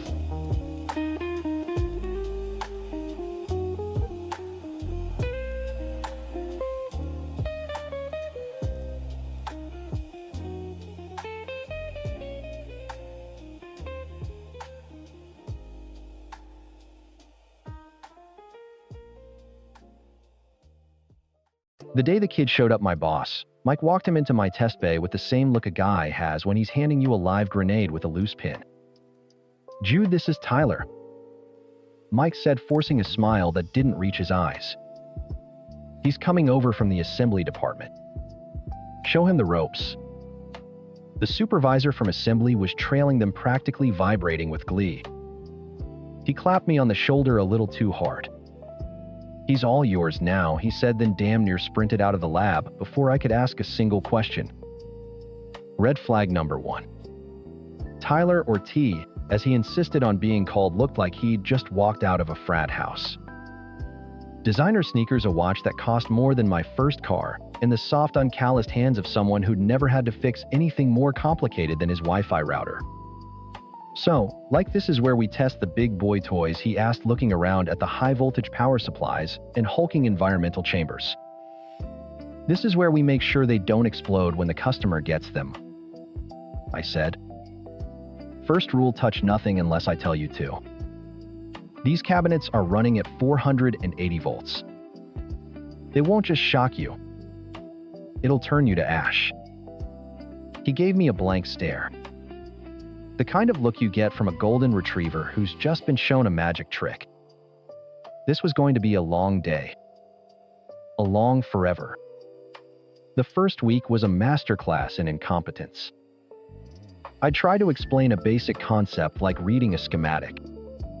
His eyes would glaze over. "Okay," I'd say, pointing to a symbol, "this is a relay. When we apply a 28-volt signal here, Whoa, whoa, whoa, he'd interrupt, holding up his hands. Can you break that down for me, Barney style? So I would. I'd explain it like he was 5. Then I'd explain it again. By the 10th time, I felt like I was losing my own mind. He'd bring his personal drama to work too, taking loud emotional phone calls right next to a test station where I was trying to concentrate. He'd complain about his girlfriend, his roommate, his stock portfolio. One time he asked to leave 3 hours early. Why, I asked. My Tesla needs charging, he said, completely serious. The supercharger by my apartment gets crazy backed up after rush hour. I just stared at him. I drove a 1.5-year old Tacoma that probably ran on rust and spite. I told him no. He visibly deflated, slumping against a workbench and sighing dramatically. For the next hour, he was useless, moving with the sluggish lethargy of a sulking teenager. Any attempt to correct him, no matter how gentle, was met with the same wounded puppy routine. He'd get this sullen look on his face, his shoulders would hunch, and he'd just stop. You could practically see the thought bubble over his head times. The world is so unfair to me. Asterisk. I went to Mike. The kid's a liability, I told him straight. He doesn't listen, he's got the attention span of a gnat, and he treats this place like his personal social club. He's going to get someone hurt. Mike rubbed his temples. I know he's a handful, Jude. But he came from the new grad program. We've invested a lot of time and money in him. HR wants us to give him every chance. Every chance to do what kill one of us, I shot back. Just keep working with him. Document everything he said, already turning back to his computer. The corporate wall went up. Conversation over. The breaking point came a month later. We were doing a power-up sequence on a massive frequency converter, a unit the size of a refrigerator. I had T monitoring the input voltage on a digital multimeter. It was a simple task. Watch the numbers. Tell me if they go outside the green. You watching it? I asked, my back to him as I adjusted a sensor. Yeah, I got it, he mumbled. I could hear the telltale clicks of him typing on his phone. Get off the phone and watch the meter, I ordered, not even turning around. A beat of silence. Okay. Chill. I trusted him for exactly 10 seconds. That was my mistake. I was leaning in my face, maybe 2 feet from the access panel, when a deafening Times crack boom Times ripped through the lab. The world went white and hot. An invisible force slammed me backward. The air filled with the acrid, choking smell of vaporized electronics and burnt plastic. Shrapnel, tiny bits of shredded circuit board and melted copper peppered the wall behind me. My ears were ringing a high-pitched whine that drowned out everything else. When my vision cleared, I saw a ragged smoking hole where the control panel had been. T was standing a few feet away, his phone on the floor, his mouth hanging open in a perfect O of shock. What did you do? I roared, the words raw in my throat. Nothing, I don't know what happened, he stammered, his eyes wide with fear. The numbers were fine, and then it just blew up. I knew he was lying. He'd let the voltage surge, so wrapped up in his text conversation that he'd missed the one and only thing he was supposed to be doing. The unit had taken the hit, sacrificing itself in a blaze of glory. If I had been 6 inches closer, it would have been my face. Management's brilliant solution was to send T to another department for cross-training. For 2 glorious weeks, the lab was quiet. We were efficient. We hit our deadlines. We didn't have to listen to complaints about keto diets or Teslas. It was bliss. We all knew it was temporary, but we savored it. Then one Monday morning, he was back. He walked in with a coffee in his hand, a smug little grin on his face, like he'd just returned from a vacation. He hadn't learned a damn thing. The collective groan from the other techs was audible. The dread returned, a heavy cloak settling back over the department. Mike came over, avoiding my eyes. "He's back with us," he said, stating the obvious. "He says he's ready to be a team player." I didn't say anything. I just looked at T, who was already complaining to another tech that his 2 weeks in the circuit card lab were super boring. That afternoon, Mike approached my workstation. There was a new unit on a pallet nearby, a sleek gray prototype covered in warning labels. It was a new design, more powerful and more complex than anything we'd worked on before. And of course, more dangerous. Jude, Mike started that same grenade handoff look on his face again. "We just got the new XP-700 prototype. High priority. The engineers need data by Friday." I nodded, already pulling up the preliminary schematics on my monitor. "I'm on it." "Good," he said, then hesitated. He took a deep breath. "There's one more thing. I want you to walk Tyler through the entire test procedure on this one. Step by step. He needs to learn the new systems." I looked at the prototype, then at T, then back at Mike. The muscles in my jaw tightened. "You're putting him on the XP-700. The one-of-a-kind engineering model. He has to learn, Jude," Mike said, already starting his retreat. "And you're the best we've got." The best babysitter, he meant. I printed out the preliminary test procedure, a 30-page document the engineers had just finished. I slapped it on the workbench next to T. "Here," I said, my voice flat. "Read this. Every word. Do not touch anything. Do not plug anything. And do not even look at the breaker panel until you can tell me what Step 4 and Step 17 are." He picked it up, flipped through a few pages with a sigh, and tossed it back down. "Dude, just tell me what to do. I learn by doing." "You learn by reading." I shot back. "This isn't your Tesla. There's no autopilot. You screw this up, it doesn't just stop working. It becomes a bomb. Now read." He sulked, but he picked it up. For 20 minutes, I watched him, his lips moving silently as he traced the words. I walked him through the low-voltage connections, the comms cables, the sensor hookups. Simple stuff. Then came the high-voltage connections. 3 thick black cables, heavy as pythons. "Okay," I said, pointing to the procedure. "Step 12. Verify phase rotation before connecting the main power leads. It's a fundamental safety check. You hook up a 3-phase motor. With the phases swapped, it runs backward. You hook up this power supply. With the phases swapped, it turns into 1,000 pounds of shrapnel. Go check the wall receptacle with the phase meter." He sauntered over, stuck the probes in, and glanced at the meter for half a second. "Looks good.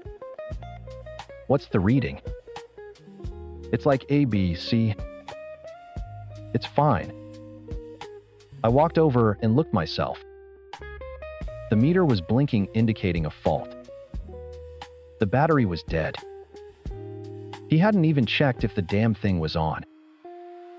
I grabbed a new meter from my toolbox. The rotation was correct, but that wasn't the point. "You didn't check it," I said, holding up the dead meter. "You lied." "No, It looked like it was working," he stammered, his face flushing. "This is what I'm talking about, T. You cut corners. You guess. You can't guess with 480 volts." I made him watch as I connected the massive cables to the terminal bus inside the unit, torquing each lug to spec. I handled the high voltage side. I gave him the last simple task. Connect those 3 leads to the main panel. I said, pointing to the low voltage control wires he was holding. Red to red, black to black, green to green. It's even labeled. He knelt down, his back to me. A few minutes later, he stood up. Done? I leaned in to inspect his work. It was a simple color-coded connection, and he'd gotten it wrong. He'd swapped the red and the black leads. A small mistake. But on this system, it would send the on signal to the emergency off circuit and vice versa. It wouldn't explode, but it was fundamentally wrong. I took a breath. T, look at the wires. Look at the labels. Tell me what's wrong. He squinted at his own work. He saw it. And in that moment, something in him snapped.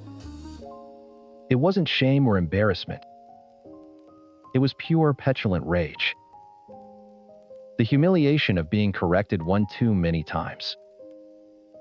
It's always something with you, man, he snarled, his voice cracking like a teenager's.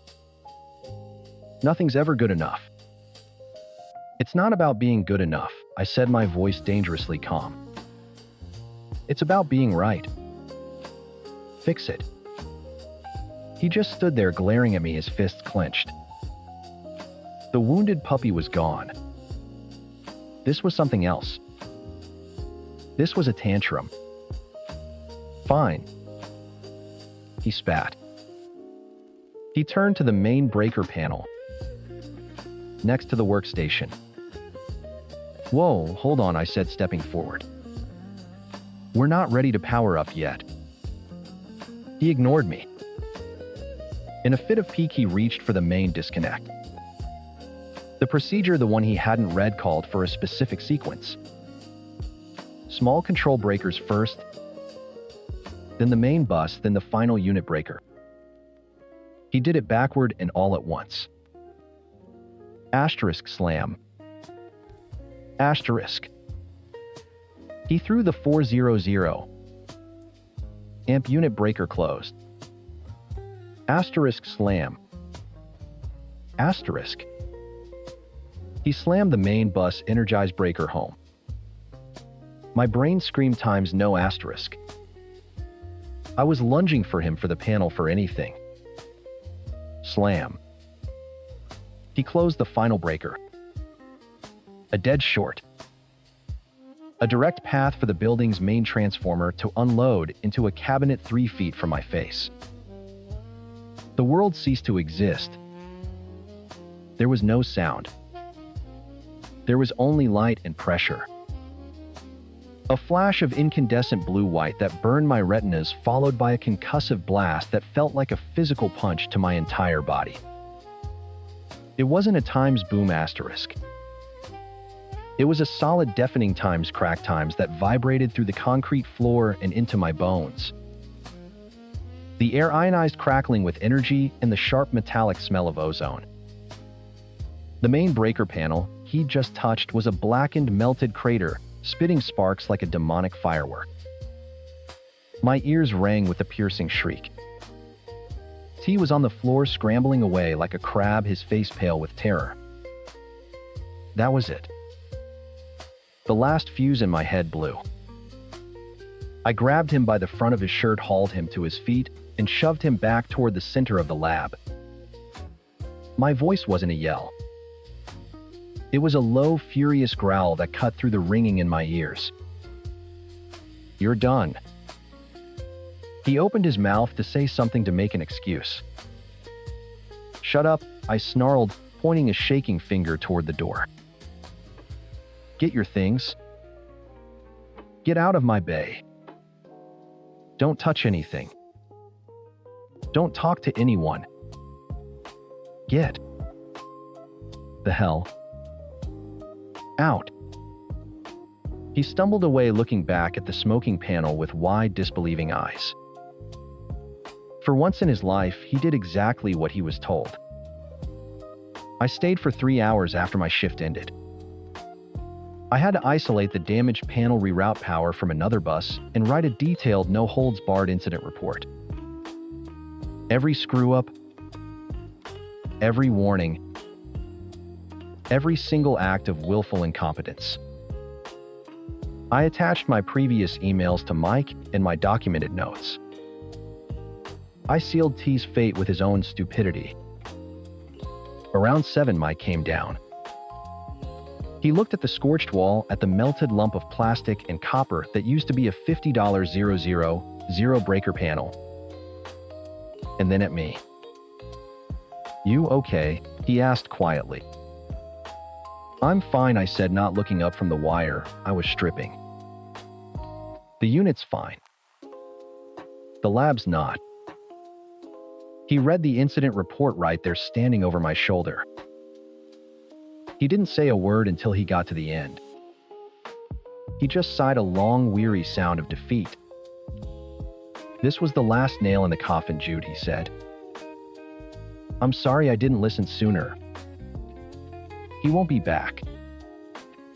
I'll make sure of it." The next morning, I was running a diagnostic when T walked up to my station. He had his gym bag over his shoulder. He tried for a look of remorse, but it just came off as pathetic. "Hey, Jude," he started, his voice soft. "Look, man, I'm really sorry about yesterday. I got frustrated. I didn't stop my work. I didn't even look at him." "It's not what happened," I said, my voice as cold and hard as the steel wrench in my hand. "It's what you times did, asterisk. And we're done. I know I'm going to be in the circuit card lab for a while." But Mike said. I finally stopped and turned to face him. I let him see the utter lack of anything in my eyes. No anger. No pity. Just nothing.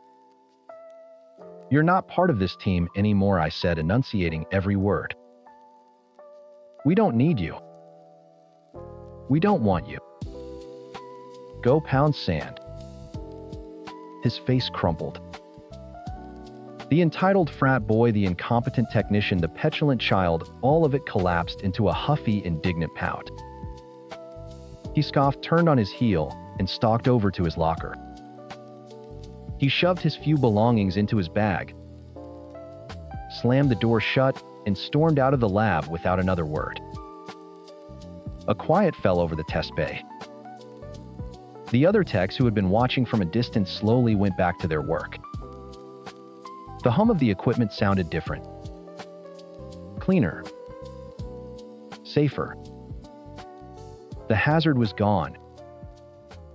I picked up my wrench and got back to work. The crunch of tires on the gravel driveway was what woke me. 2:13 a.m. My heart hammered against my ribs, the same dull panic I'd felt every night for the last 2 weeks. I swung my legs off the couch, the cheap fleece blanket pooling at my feet. I'd been sleeping there, waiting up, pretending I was just watching TV. A lie I told myself so I didn't have to admit my wife was out with someone else. The front door opened. Not with the usual jingle of keys and a tired sigh, but with a clumsy fumbling, a muttered curse, and the heavy thud of the door bumping against the frame. Sarah stood there, silhouetted by the porch light. She swayed slightly, her purse dangling from her wrist like a dead weight. The air that rolled in with her was thick with the smell of cheap Chardonnay and a man's cologne I didn't recognize. "Sarah, where the hell have you been?" My voice was thinner than I wanted. She didn't look at me. She focused on kicking off her heels, each one landing with a soft thud on the hardwood floor. "Out. Out where I called you," I texted. I was worried sick. She finally looked up, her eyes glassy and unfocused. There was no apology in them. No concern. Just a kind of flat, defiant exhaustion. "I can't do this anymore, Luke. Do what, work late, go out with your friends, and not tell me. What are you talking about? I kept my voice low. Chloe and Ben were asleep upstairs. Us, she said, waving a limp hand around the living room at the photos on the mantelpiece at me. This marriage. It's dead. The words didn't compute. It was like she was speaking a foreign language. Dead? What are you talking about? We had dinner with my parents last Sunday. We were fine. A dry, bitter laugh escaped her lips. Were we? Or were we just playing our parts? I'm not happy, Luke. I haven't been happy for a long time. That was the first shot. The classic line I'd learn later was straight from the Cheater's Handbook.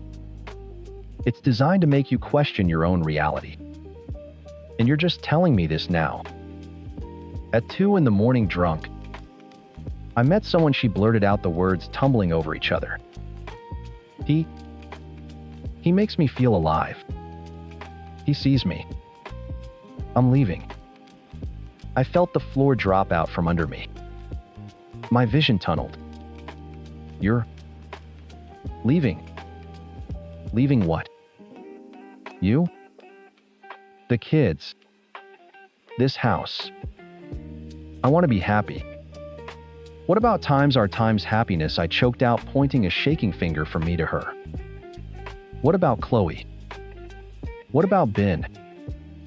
They're 5 and 8, Sarah. They need their mother. Her face hardened into a mask of cold resolve. They'll be fine. They're resilient. It's better for them to have a happy mom living somewhere else than a miserable one living here. She was a stranger.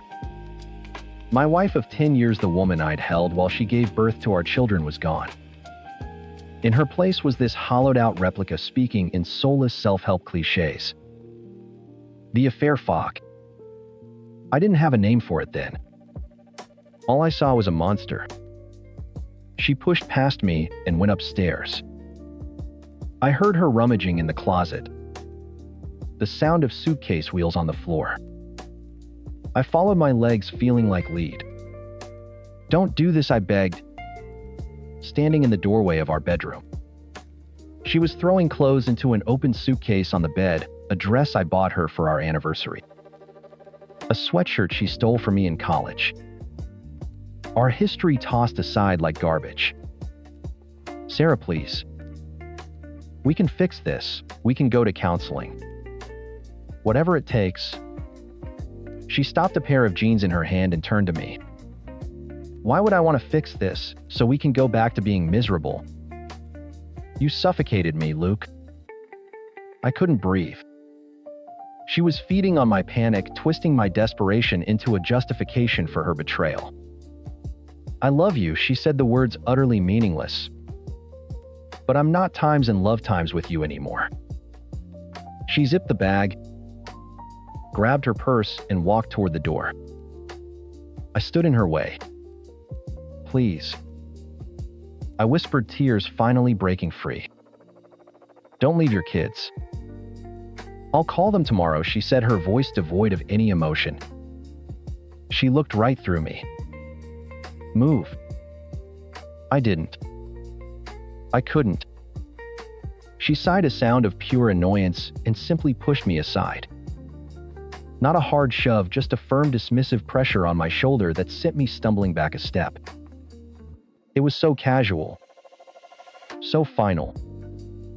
I watched from the window as her taillights disappeared down the street. D-Day. The day the world ended. The next month was a blur of humiliation.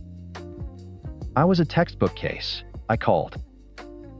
I texted. I left long, rambling voicemails that started with anger and always ended with me pleading. Each call that went to voicemail, each text that was met with a curt one-word reply was a fresh stab in the gut. Asterisk. Please. Just talk to me. Asterisk. I'm busy. Asterisk. The kids are asking for you. Asterisk. Asterisk, asterisk. Tell them I'll call later. Asterisk, asterisk. Asterisk. I miss you. We can get through this. Asterisk. Redate. 1:04 p.m. She'd swing by the house at random times to get more of her things. She never called first. She'd just appear a ghost in her own home, walking through the rooms with a chilling detachment while I followed her like a lost dog begging for scraps of affection. How can you do this? I asked one afternoon watching her pack a box of books. 10 years. How can you just throw it all away? She didn't even look up. It wasn't all a waste, Luke. We got the kids out of it. The kids. She talked about them like they were a consolation prize from a failed business venture. She wasn't a mother anymore. She was a warden on a weekend pass. She saw them when it was convenient for her, parading them around her new exciting life for a few hours before dropping them back into the wreckage she'd created. My friends told me to stop. My mom told me to get a lawyer. But I couldn't. I was convinced that if I just said the right thing, found the right combination of words, the Sarah I knew would snap out of it. She was in there somewhere behind the fog. The final straw came on a rainy Tuesday, exactly 1 month after she left. I'd found out from a mutual friend where he lived. A generic apartment complex across town. Driving there was the single stupidest thing I've ever done. My hands were slick on the steering wheel. My stomach a knot of dread and pathetic stubborn hope. Her car was there. A knot of relief and nausea tightened in my gut. She was real. This was real. I walked up to the third-floor apartment, the rain soaking through my jacket. I could hear faint music from inside. I knocked. My heart was a drum against my ribs. The door opened. It was her. She was wearing one of my old band t-shirts and a pair of yoga pants. Her hair was messy. She wasn't smiling, but she looked calm, peaceful. The sight of it broke me. Luke, what are you doing here? Her voice wasn't angry. It was just tired, annoyed. Like I was a delivery guy with the wrong address. I had to see you, I said, my own voice cracking. Sarah, please. I'm begging you. One last time. Come home. We can fix this. I'll do anything. From behind her, a man appeared in the doorway. He was tall, nondescript, and holding a coffee mug. One of ours. The one Chloe had painted for me for Father's Day, with a crooked smiley face and the word Daddy on it. He looked at me, then at Sarah, a smug little smirk on his face. Sarah didn't even flinch. She just looked back at me, her eyes as cold and gray as the storm clouds overhead. You need to leave, she said, her voice flat. You're embarrassing yourself. She started to close the door. Sarah, wait, I cried, putting a hand out. She stopped. The door cracked open just enough for me to see her face. For a second, I thought I saw a flicker of something. Pity, remorse. You know, she said, her voice dropping to a conspiratorial whisper. The hardest part of all this was the first night. But after that, after I left you and the kids and the house, I haven't thought about you once. It's been so quiet. Then she shut the door. The definitive click of the deadbolt sliding into place echoed in the empty hallway. It was the loudest sound I had ever heard. I stood there in the silent beige hallway for a full minute. The rain-soaked jacket felt heavy cold. But I wasn't cold. I wasn't anything. The sound of that deadbolt was the sound of a switch being flipped. The part of my brain that had been screaming, pleading, and hoping for a month just went silent. It's been so quiet. I walked back to my car, got in, and sat there as the rain drummed on the roof. I didn't cry. I didn't punch the steering wheel. I took out my phone, found her contact, and pressed delete. Then I blocked the number. The drive home was different. I saw the traffic lights. I noticed the stores.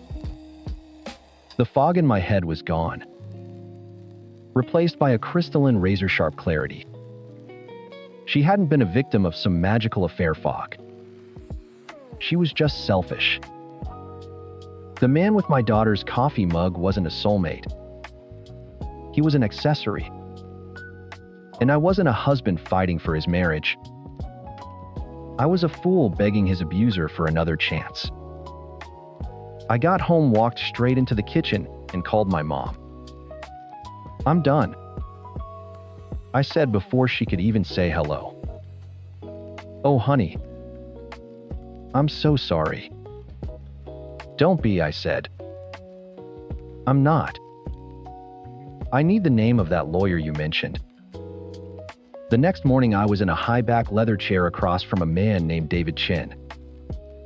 He was all sharp angles and sharper questions. What's your ideal outcome? He asked. The house. Full physical custody of my children. She abandoned them. I laid out the whole story, the drinking, the affair, her exact words. I was calm. Factual. It was like describing a car wreck I had witnessed, not one I had been in. He nodded slowly. We file tomorrow. With prejudice. The moment the papers were served, her new quiet world erupted. My phone, which I'd unblocked for logistical purposes, started lighting up. Asterisk, asterisk. What the hell is this, Luke? Asterisk, asterisk. Asterisk, asterisk. You can't do this. Asterisk, asterisk. Asterisk, asterisk. You're trying to take my kids. After everything I did for you, asterisk, asterisk. I followed Chin's advice. Gray rock. I only responded to direct questions about the kids, and only with yes, no, or logistical facts. Asterisk. When are you dropping off Chloe's dance bag? Asterisk. Asterisk, asterisk. It's on the porch. Asterisk, asterisk. Her inability to get a reaction out of me drove her insane. The next day, I sat down with the kids to watch a movie. I clicked on Netflix. Your account has been deactivated. I just laughed. A real, actual laugh. It was so petty. So predictable. She couldn't control me anymore. So she was trying to control my streaming services. I signed up for a new account under my own email. It took 3 minutes. The first time we had to meet in person was at the bank. Her name had to be taken off the mortgage. I got there first, sat at the long mahogany table in the conference room. I wore a suit. I felt powerful in it. She walked in 5 minutes late wearing jeans and a stained sweatshirt. The affair energy, that manic glow she'd had, was gone. She looked tired. Her eyes darted around looking for an angle. A weakness. She found none. Luke, she said, her voice trying for a softness that wasn't there. Sarah, I replied, not looking up from the documents in front of me. The loan officer went through the paperwork. It was a tangible consequence. This house times our times house was no longer hers. Her signature was a final act of surrender. I felt her watching me, waiting for me to say something to give her an emotional foothold. I signed my name, pushed the papers back to the officer, and stood up. I'll see you Friday to pick up, I said, and walked out without a backward glance. She sat there, a statue of stony silence, trapped in the reality she had created. The divorce proceeding was an epilogue. I was composed. She was a wreck. She sat slumped in her chair, her lawyer doing all the talking. The judge granted the divorce, approved the custody agreement I'd fought for. And it was over. He banged the gavel, and a 10-year chain broke and fell away from my neck. I walked out of that courtroom and didn't look back. I was legally finally free. But the war wasn't over. She had just lost the main battle. Now she would resort to terrorism. It started with the kids. Ben would come home on a Sunday night smelling like cigarette smoke, telling me Mommy's friend Rick was there. Chloe started acting distant. One evening, while I was making dinner, she asked Daddy, "Are you selling our house? Mommy said you're broke and we'll have to move." My blood ran cold. Why would she say that, sweetie? She said to ask you. She said you're probably hiding money. She was using our 5-year-old daughter as a spy, pumping her for information and poisoning her with lies. I knelt down. That's not true, Chloe. This is our home. Always. The week before Ben's 9th birthday, it escalated. She was supposed to drop him off at 6 on Sunday. At 6:30, I called. Voicemail. 700. Voicemail. Panic began to claw at my throat. At 8:15, I got a text. A picture of Ben looking miserable in front of a tacky miniature golf course 3 hours away. Asterisk asterisk. Decided to give him an early birthday trip. Don't worry, we're having fun. Asterisk asterisk. She had kidnapped my son. It wasn't a legal kidnapping, not yet. But it was a violation of the custody order and a direct attack. I called Chen, my voice shaking with rage. We documented everything. She brought him back the next day, 24 hours late, acting as if she'd done us all a favor. Ben was quiet and withdrawn for days. The final front in her campaign of sabotage came through my best friend Mark. He called me on a Thursday night. "Hey man, weird question," he said. "Did you lose your job?" "What? No. Why?" I got a message from Sarah on Facebook." My stomach tightened. What did she want? She said she was worried about you. Said you were struggling financially, that you were about to lose the house. And she wanted to know if I could check in on you. Basically, she was trying to spread a rumor that you're falling apart. He was a good friend. He saw it for what it was. A desperate attempt to isolate me, to shatter the stable life I was painstakingly rebuilding. Thanks for telling me, Mark.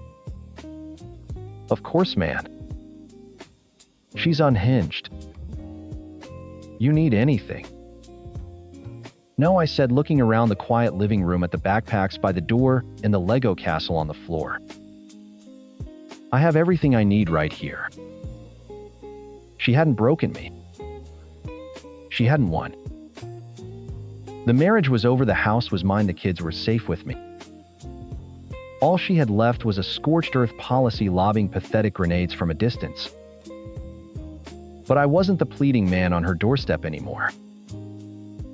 I was a fortress. And my kids were inside, protected. Let her burn herself out in the wasteland she'd made. We were already home. The 6-hour drive always gave me too much time to think.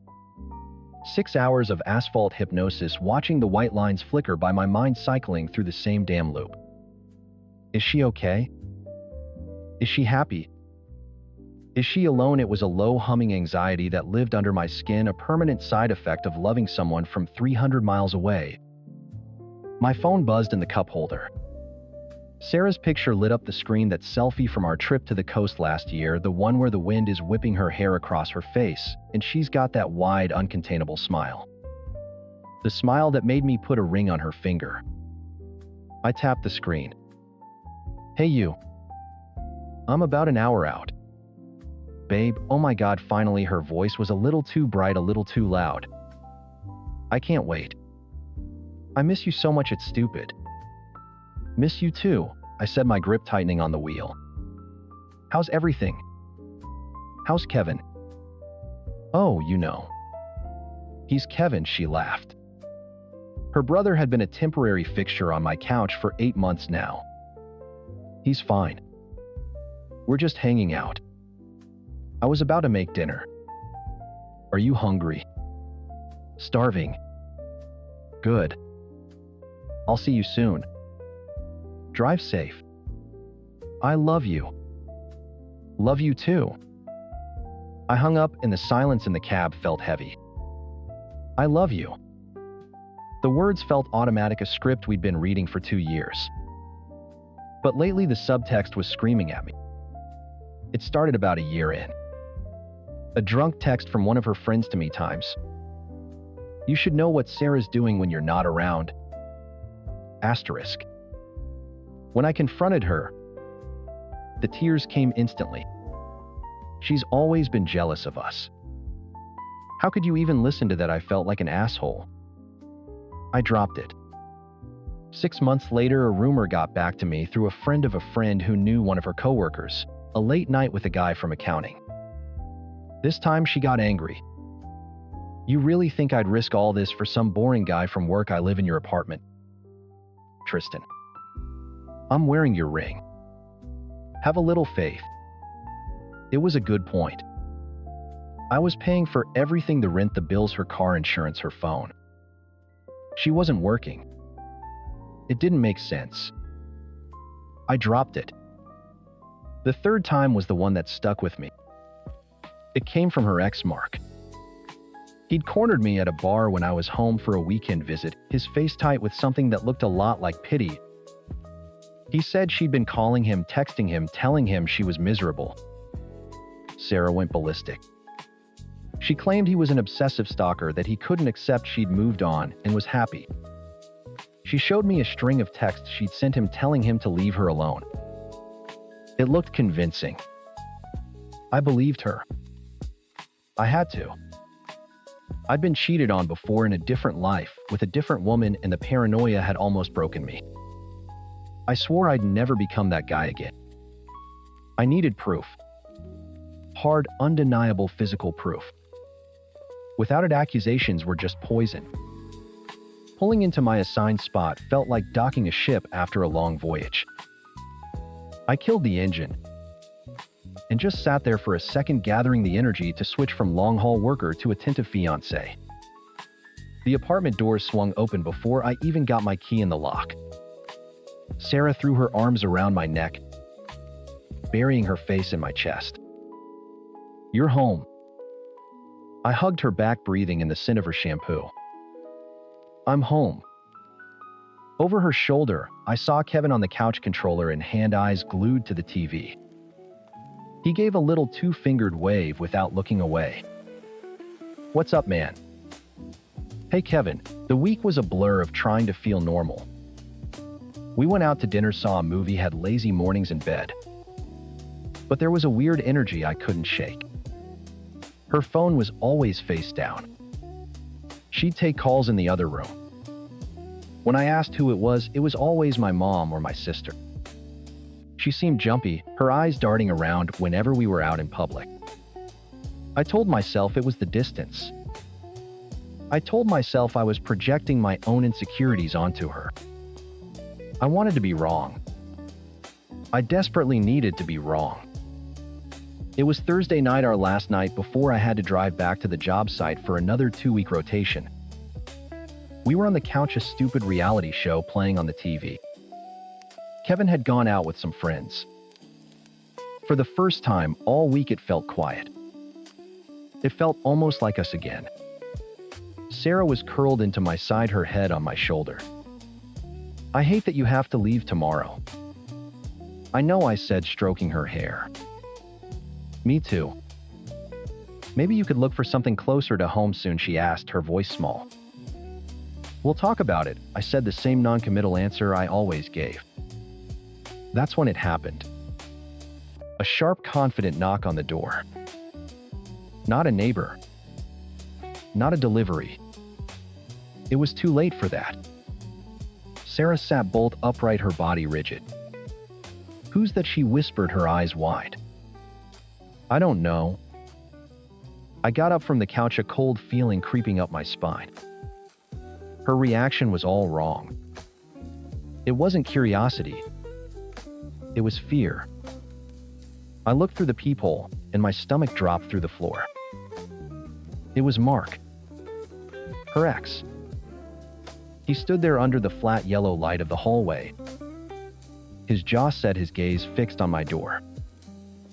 He looked like a man on a mission. I took a deep breath and opened the door. "Tristan," he said. It wasn't a question. "We need to talk." Behind me, I heard Sarah gasp. "What are you doing here?" "Get away from our apartment." "I'm calling the cops." I put a hand up to stop her, my eyes locked on Mark's. "Let him talk."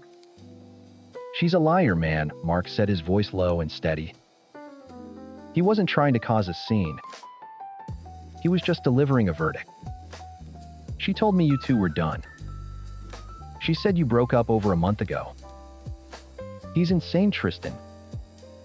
Don't listen to him." Sarah was frantic, trying to push past me to get to the door. I held my ground, my body a barrier between them. I looked at Mark.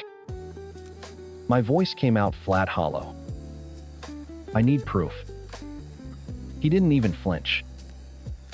It was like he was expecting it. "I figured you would." He reached into the pocket of his hoodie and pulled something out. He held it up for me to see. It was a silver necklace, a small, intricate little bird. The one I gave Sarah for our first anniversary. My blood went cold. "She left it in my truck last week." Mark said, his eyes filled with a grim sort of sympathy. "Along with this." He reached into his other pocket and pulled out a small worn object. He pressed it into my palm. It was her spare key to my car. The one she swore she'd lost somewhere in the apartment months ago.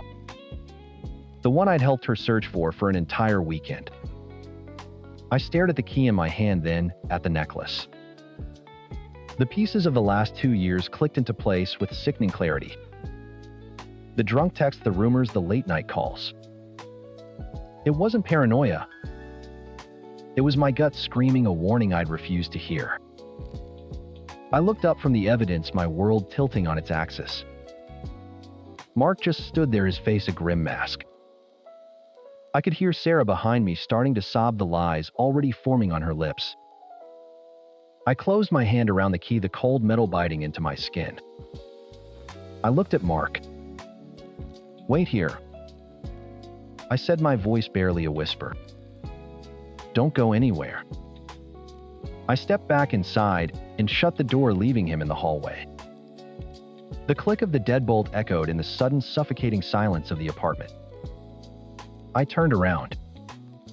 Sarah was backed against the wall, her face pale, her chest heaving with panicked breaths. The truth was in the room with us now, a third person, ugly and undeniable. And it was waiting for me to speak. "He's crazy, Tristan."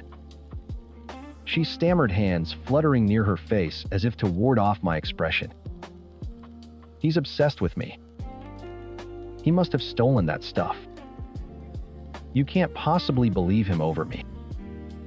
I didn't say a word. I just opened my hand.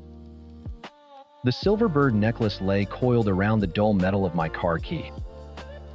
Proof. Hard, undeniable physical proof. It was all I ever wanted. And now that I had it, I felt nothing but a hollow, ringing emptiness. Where did he get the key? Sarah, I asked, my voice dangerously quiet. I don't know. I told you I lost it. He must have found it. He stalks me. I told you. Stop. The word cut through her frantic explanation like a razor. Just stop lying. Her face crumpled. I'm not lying. I walked past her to the door, my movements feeling slow and deliberate, like I was wading through water. I unlocked the deadbolt and pulled the door open. Mark was still standing there. His arms crossed, his expression unchanged. Come in, I said. He stepped inside. Sarah recoiled as if he were radioactive.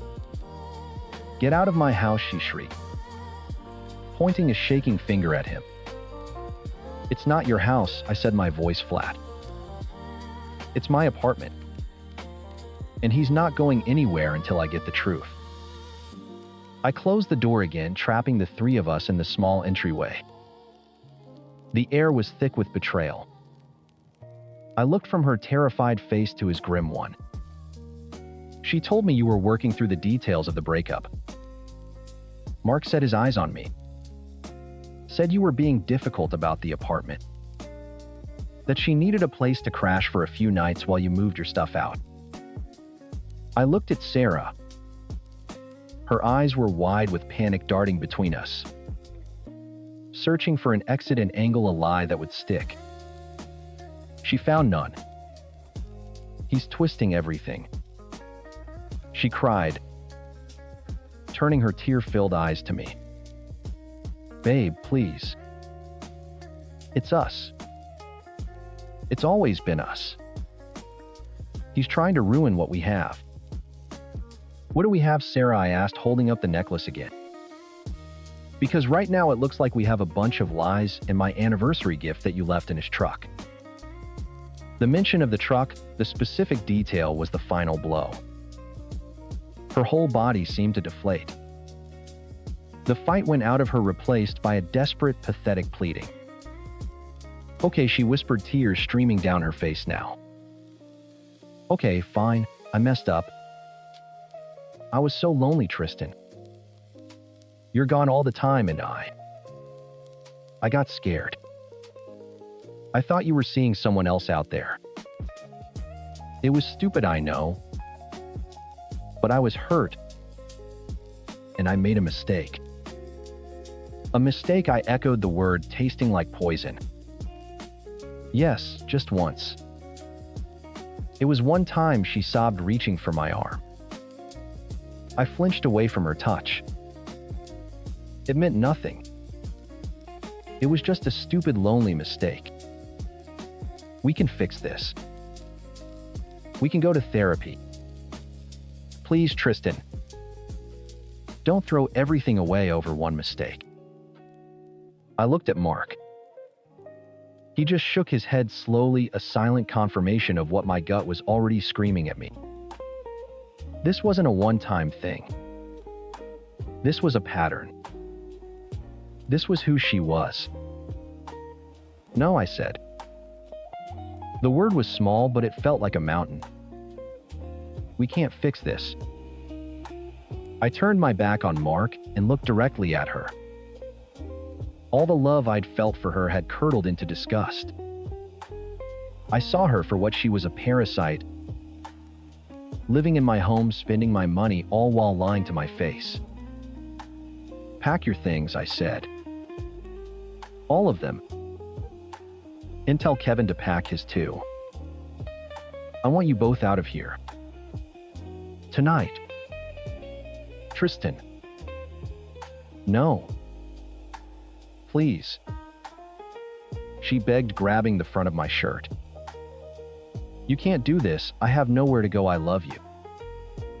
I peeled her fingers off me one by one. Her touch felt like a burn.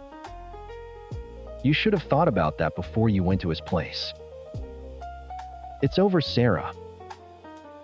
I walked to the front door and opened it for Mark. He gave me a short, sympathetic nod and left without another word. I didn't watch him go. I just stood there holding the door open, waiting. The next hour was a symphony of hysterical sobs, slammed drawers, and pathetic pleas. I sat on the couch and stared at the blank TV screen, feeling nothing. I was numb. She begged, she bargained, she promised to change. She swore she would do anything. I just kept repeating the same 4 words. Pack your things. Now. When Kevin got home, he walked into a war zone. Sarah's bags were by the door, her face a mess of swollen, tear-streaked flesh. He looked from her to me, confused. Pack your shit, Kevin. I said, not even looking at him. You're leaving too. He opened his mouth to argue, saw the look on my face, and wisely shut it. They were gone by midnight. The silence they left behind was deafening but clean. I walked through my apartment, and it already felt bigger, lighter. I gathered up her things, the toothbrush from the bathroom, the half-read magazine on the nightstand, the throw blanket on the couch, and stuffed them all into a trash bag. I wanted no trace of her left. A few days later, I was clearing out the small desk in the spare bedroom she'd used as her own. There was an old laptop there, one I'd bought for her when she was supposedly looking for jobs online. I was about to put it in a box with the rest of her crap when I decided to boot it up. Just in case. It was still logged into her browser. Still logged into her iCloud account. It was all there. A roadmap of her betrayal. Text messages synced from her phone. Not just with Mark, but with 2 other guys. One was the accountant from her old job. The other I didn't even recognize. There were plans, flirtations, pictures. Timestamps that stretched back over a year. Evidence that she was cheating on me during the very weeks I was driving 6 hours home to see her, to support her, to love her. Any lingering flicker of doubt, any microscopic grain of pity I might have had for her was vaporized in a blaze of cold, hard rage. It wasn't a mistake. It wasn't a one-time slip. It was a lifestyle funded by me. I picked up my phone and sent her one last text. Asterisk, I found your messages. Tell Kevin to come get the rest of your things by Friday. Leave my keys. Don't ever contact me again. Asterisk. I blocked her number before she could reply. I didn't need to hear the excuses. I didn't need to hear the lies. I had the proof. I finally had it, and it had set me free. The long drive back to work wouldn't be filled with anxiety anymore. It would just be a drive. The road ahead was empty, and for the first time in a long time it felt like my own. My therapist says I should start with the first time I felt it. The specific moment the resentment put down roots. It was the summer I turned 9. I'd saved up for months to buy a shimmering purple Schwinn with handlebar tassels. I loved that bike more than I loved anything. My brother David, who was 12, decided to see if he could ride it down the basement stairs. He couldn't. I found my beautiful bike crumpled at the bottom of the steps, the front wheel bent into a sad metal frown. I screamed. Not a cry. A raw, furious scream. My dad came running. He took one look at the bike, then at David standing at the top of the stairs with a sheepish grin, and sighed. "David, what have we told you about being careful?" he said, his voice softer than the situation warranted. "It was an accident." David mumbled, his limp more pronounced when he was in trouble. It was his go-to move. The slight drag of his right foot, a souvenir from a childhood illness, was his get-out-of-jail-free card. My dad just nodded. "Well, accidents happen." He turned to me, my face streaked with tears and rage. "It's just a bike, Elena. We can't get angry at your brother. You know he doesn't always think things through. They never bought me a new one." A month later, David got a brand new 10-speed for his birthday. To encourage him to get outside more, Mom had said, completely missing the jagged irony. That was the first lesson. There was the world, and then there were the rules for David. For 42 years, I've lived with that distinction. It's a distinction that has cost me over a decade in copays to doctor. Anya, who listens patiently while I unpack the same baggage week after week. It's the reason my husband Mark knows to just pour me a large glass of wine after any extended family function. It was always be patient with David. Don't upset David. You have to understand, Elena, things are harder for him. Harder how he had a disability, yes, but it didn't stop him from holding a steady enough job in IT, from getting married, from having a son. It didn't stop him from being careless and selfish and utterly unaccountable because Mom and Dad always swooped in to clean up his messes. The biggest mess was Leo. David's wife, Sarah, was a saint. She was the only one who ever saw David for exactly who he was, and she loved him anyway. When she died of a sudden aneurysm 10 years ago, Leo was only 8. David fell apart. Not in the grief-stricken "I must be strong for my son" way. In the "I can't handle this, someone else fix it" way. So my parents did. They stepped in and Leo came to live with them. They raised him. He's a great kid, 19 now, and starting college. I love him. But every time I see him in my parents' house, a part of me tightens. He's another monument to David's inability to be a grown-up and my parents' unending willingness to enable it. Another accident they cleaned up. Which is why when my mom called last Tuesday, my stomach filled with cold, heavy dread. "Hi, sweetie," she said, her voice overly bright.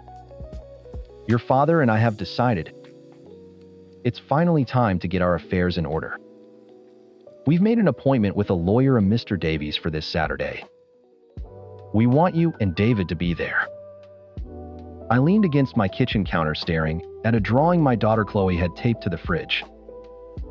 "Okay," I said slowly. "Oh, will you mean?" "That's right. Just to make sure everything is clear and fair. Asterisk. Fair asterisk." The word hung in the air between us. In my family, fair was a 4-letter word. It meant whatever was easiest for David. "Saturday is fine, Mom," I said, my voice flatter than I intended. "Mark and I are taking the kids to the zoo, but I can come after." "Oh, good. It's at 2. And Elena," she added, her tone shifting, becoming cautious. "Please. Let's just keep it simple. No drama. Asterisk. Don't upset David. Asterisk." The old refrain. "I'm not the one who creates drama, Mom," I said, and hung up before she could reply. Saturday arrived with a low gray sky that matched my mood. I walked into my parents' house, a place that hadn't changed since I was a kid. The same smell of lemon polish and Mom's rose-scented potpourri. The same ticking grandfather clock in the hall. They were all in the living room. My dad, looking smaller and more fragile than I remembered, sat in his worn leather recliner. My mom perched on the edge of the sofa, wringing her hands. David was sprawled in the armchair opposite Dad, scrolling on his phone, the picture of unbothered entitlement. And at the coffee table, a man in a stiff gray suit had a briefcase open. "Mr. Davies." He had the bland, neutral face of someone paid to not have an opinion. "Elena, you're here," my mom said, relief washing over her face. "Sorry I'm late," I said, kissing her on the cheek. I nodded at my dad and shot a look at David, who grunted in acknowledgement without looking up from his screen. Typical. I sat on the sofa next to my mother. The tension was thick enough to taste. Mr. Davies cleared his throat. "All right," he began, pulling out a sheaf of papers. "If we're all ready. Your parents have expressed their wishes to me, and I've drafted a last will and testament for their review. The primary goal, as they've stated, is an equal and fair distribution of the estate." There. It was again. Asterisk fair. Asterisk. My dad shifted in his chair. "We just want to do right by everyone," he said, not looking at me. "We've thought about this a lot. It's important to us that the family stays strong after we're gone." I felt a muscle in my jaw tighten. My family wasn't strong. It was a carefully constructed ecosystem built around one person's needs, and everyone else was just support staff. My own kids, Chloe and Sam, weren't even a consideration in this room. It was just about the original cast. Mr. Davies put on a pair of reading glasses. "The document is quite standard," he explained. "It assigns your father as executor for your mother's estate and vice versa, should one predecease the other. In the event of their passing together, it outlines the distribution of their primary assets, namely this house, and their combined savings and investment portfolio." He paused, looking over his glasses at my brother and me. My heart started to pound, a slow, heavy drumbeat against my ribs. This was it. The moment of truth.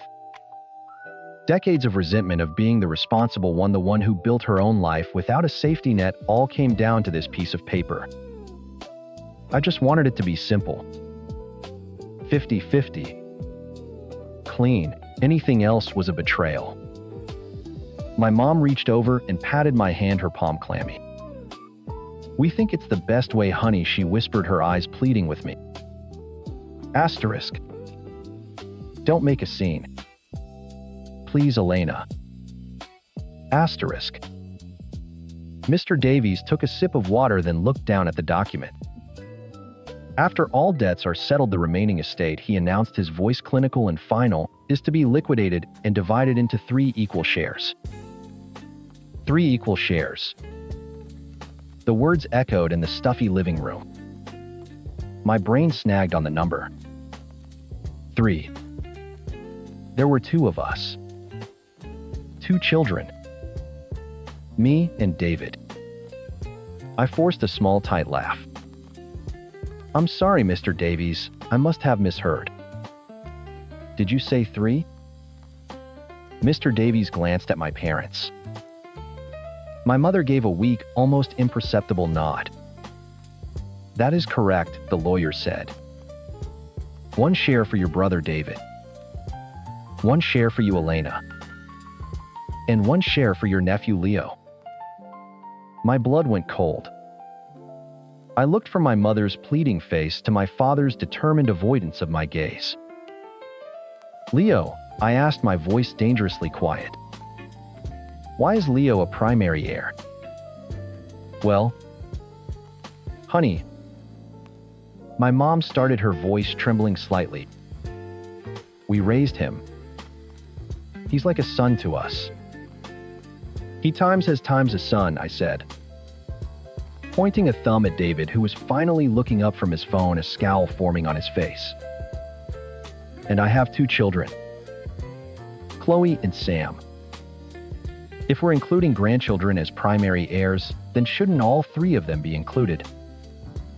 Shouldn't the estate be split into 5 parts?" The logic of it felt clean, undeniable, but I knew logic had no place here. "Don't be ridiculous, Elena," David snapped, sitting up straighter. "This has nothing to do with your kids. This is about Leo. Mom and Dad are just trying to do the right thing by him." "The right thing?" The cap on 40 years of swallowed anger popped off. The right thing is to treat your children equally. And if you decide to change the rules and include grandchildren, you treat them equally too. Or are Chloe and Sam just worth less? Leave it alone, David warned, his voice low. This is their business, not yours. It becomes my business when my children are being deliberately excluded. I turn to my parents. Is this what you want to send a message from beyond the grave, that one grandchild mattered more than the others because he was a mess you had to clean up? That is not fair. Elena, my dad said, his voice cracking. He looked 100 years old. Fair? I shot back, the word tasting like poison. You want to talk about fair? Is it fair that my brand new bike got destroyed? And I was told to get over it because accidents happen. But a month later, David got a new one. Is it fair that I've had to be the responsible one my entire life while he gets a free pass for everything? Because things are harder for him. Oh, for God's sake, you're still on about that stupid bike, David exploded, getting to his feet. The limp was more pronounced, his tell. This isn't about your kids. This is about you. You've always resented me.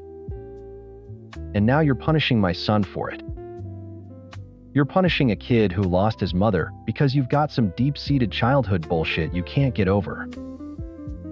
It's pathetic. My bullshit, I stood up to, my whole body shaking.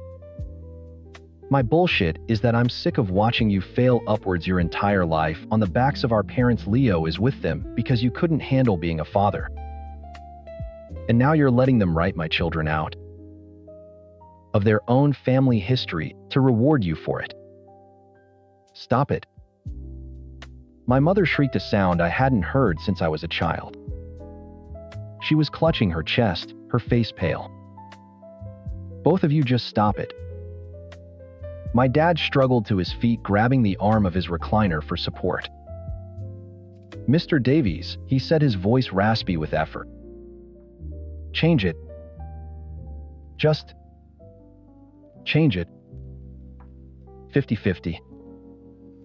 Just for Elena and David. Make this stop. The room went silent. The only sound was the frantic ticking of the grandfather clock. David stared at me, his eyes filled with a pure white-hot hatred I had never seen before. I had one. But it felt exactly like I had just burned my own house down. Mr. Davies, looking deeply uncomfortable, just nodded. As you wish. I didn't wait for him to pack up his briefcase. I grabbed my purse and walked out, the slam of the front door echoing behind me. I was barely in my car, hands trembling on the steering wheel, when my phone buzzed. It was David. I ignored it. It buzzed again. A text message. Asterisk, you're an idiot, Elena. I hope you're happy. You just blew this whole family up for a few bucks. Asterisk.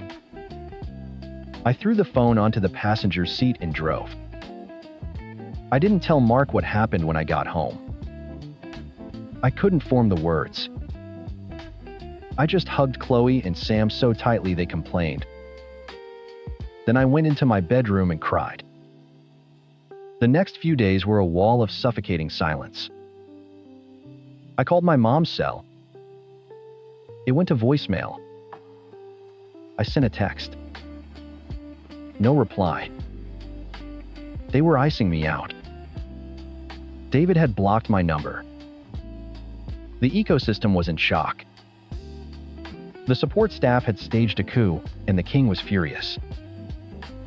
I was completely, utterly alone. On Wednesday evening, my phone rang. An unknown number. I almost didn't answer. Hello? Aunt Elena, it's Leo. My stomach dropped. Leo, hi honey. How are you? I'm fine, he said. His voice was calm, which was somehow worse than if he'd been angry. Grandma told me what happened. A long pause. Look, for what it's worth, I don't care about the money. I'm going to be fine. I wanted to say something. Okay, I whispered. My dad is a mess, you know, he's really hurt. And Grandma and Grandpa are just sad. He took a breath. I get that you have issues with my dad. I've seen it my whole life. But bringing me into it, making it about me versus your kids, it was a total Karen move, Aunt Elena. A Karen move. The phrase hit me like a physical slap. He didn't scream. He didn't curse me out. He just passed judgment cool and quiet, and in that moment he validated every dark fear I had. I hadn't fought for fairness. I had thrown a tantrum in a lawyer's office. I had used my own children as weapons in a 40-year war with my brother. I had punished a good kid for a lifetime of slights that weren't his fault. David was right. I had punished his son for my own resentment. I started, but no words came. What could I say? Times? You don't understand. It's more complicated than that times. It felt as weak and flimsy as David's old excuses. I just thought you should know, he said, his voice devoid of emotion. Bye? He hung up. I sat there in the dark of my quiet kitchen, the phone still pressed to my ear. I had finally screamed loud enough for them to hear me. This was my revenge. I had torn down the system that had made me feel small and invisible my whole life. And all I felt was the cold, hollow emptiness of the space where my family used to be. My whole life has been a story told in pieces with the most important chapter ripped out. For 16 years, the story I was told was simple. I was Sophia Marie Reynolds, daughter of Mark and Carol Reynolds. A wanted child. A loved child. The end. Then came the Thanksgiving from hell. Aunt Linda, drunk on cheap Chardonnay and decades of resentment, decided to drop the bomb. Well, for an adopted kid, you sure look a lot like Carol. Silence. The clinking of forks stopped. My dad's face went white. My mom's lips thinned into a razor-sharp line. In my world, the simple, complete story I thought was mine shattered. The fight that followed was biblical. It didn't just break our family. It atomized it. I packed a bag that night and didn't speak to my parents for 5 years. Therapy, mountains of it, eventually stitched us back together. But the scars remained a constant thrumming reminder of the lie. We were okay. We were fine. We loved each other. But the trust was a kintsugi bowl, beautiful in its own way, but forever traced with lines of gold where the pieces had been broken. Finding Sarah, my birth mother, was like finding a missing limb. I didn't even know I was searching until I held her letter in my hands. We met for coffee, a meeting that stretched into a 6-hour conversation. There were no villains in her story. Just 2 terrified, heartbroken teenagers, a small town with judging eyes, and a system that forced their hands. They'd wanted to keep me, she explained, her own eyes shimmering with a grief that 30 years hadn't managed to dull. We had a name picked out for you, she told me during one of our weekly video calls, her face framed by the sunny yellow walls of her kitchen. Your dad, your birth father, Michael, he loved the beach. We met there. He proposed there. We just knew our baby had to have a piece of that. What was it? I asked, leaning into my laptop screen. A soft, wistful smile touched her lips. Summer. You were born on June 21st, the first day of summer. It was perfect. Summer. The name echoed in a hollow part of my chest I never knew existed. It wasn't just a name. It was a ghost of a life, a story that was mine, but that I'd never gotten to live. Sophia Marie Reynolds. Marie was my adoptive mom's confirmation name. It was nice. It was fine. It meant nothing to me. But summer felt like coming home. A few weeks later, I was sitting on the floor of my apartment with my fiancé Liam, surrounded by a tsunami of wedding magazines and venue brochures. Okay, so we have the caterer locked in, Liam said, ticking an item off a spreadsheet on his iPad. Now we need to think about the legal stuff. The marriage license name change paperwork. He looked up at me. Sophia Marie Thompson.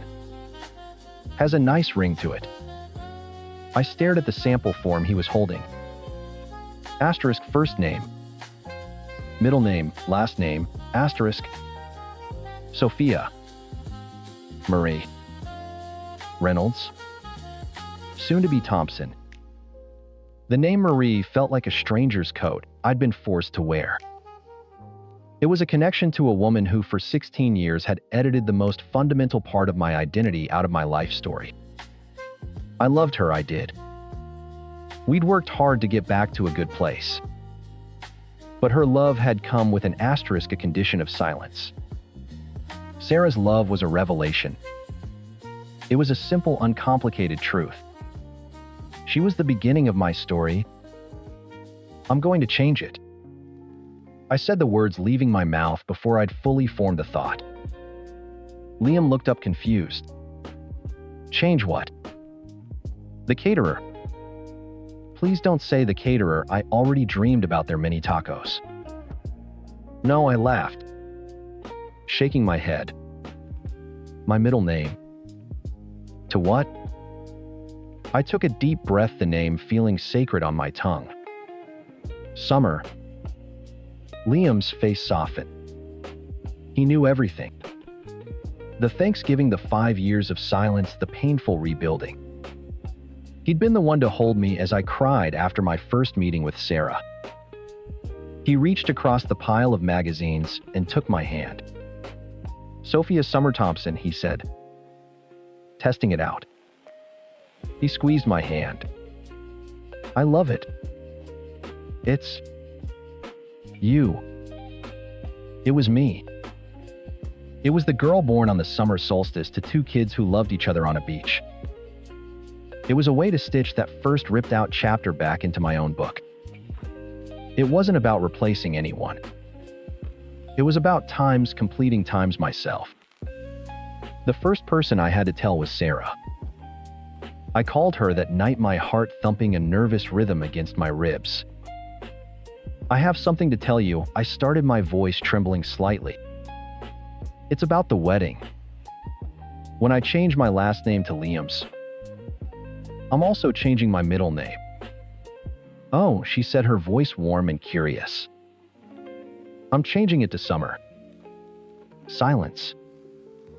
For a terrifying second, I thought I'd overstepped, that I'd misunderstood. Then a small choked sound came through the phone. A sob.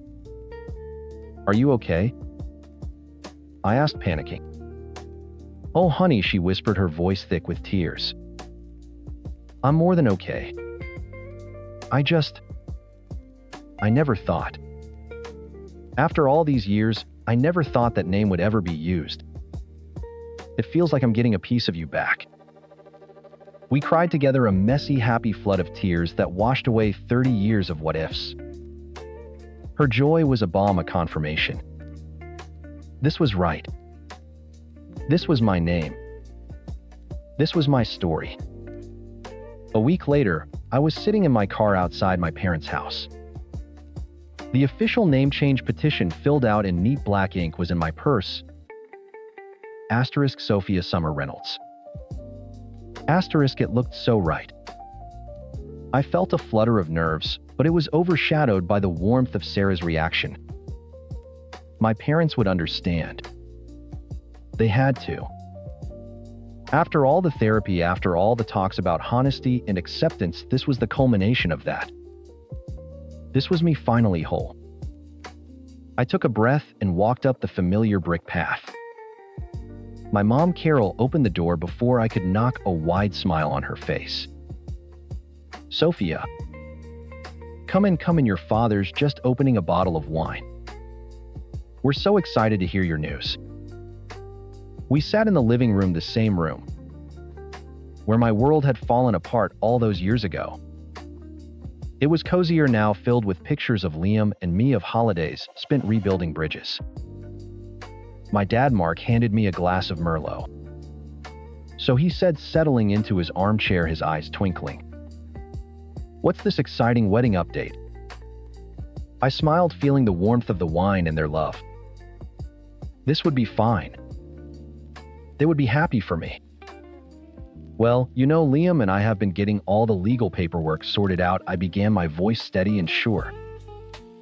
"And since I'm already changing my last name, I've decided to make another change." I looked from my mom's expectant face to my dad's. "I'm changing my middle name." My mom's smile faltered for a fraction of a second. "Oh. To what, honey?" Here it was. The moment of integration, the final beautiful weaving of all the parts of myself into one. To Summer. I beamed at them, waiting for them to share in my joy. It's the name my birth mother, Sarah, was going to give me. I was born on the first day of summer. It feels right. It feels like me. The air in the room went still. My dad put his wine glass down on the coaster with a heavy, deliberate thud. My mom's face, which had been so open and happy moments before, was now a frozen mask. The smile was gone, replaced by something I hadn't seen in years. Something tight and cold and sharp. Her voice, when she finally spoke, was dangerously quiet. "You're replacing Marie." It wasn't a question. It was an indictment. "I'm not replacing it," I said, my voice smaller than I wanted. "I'm choosing something that has meaning for me. Marie has no meaning for me."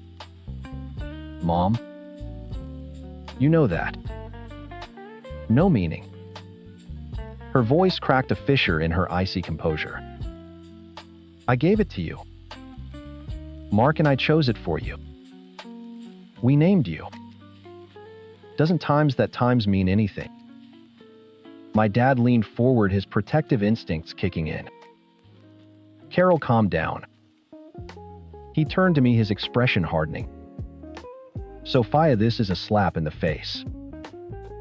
After everything we've been through, all the therapy, for you to do this, it feels like you're intentionally trying to hurt your mother.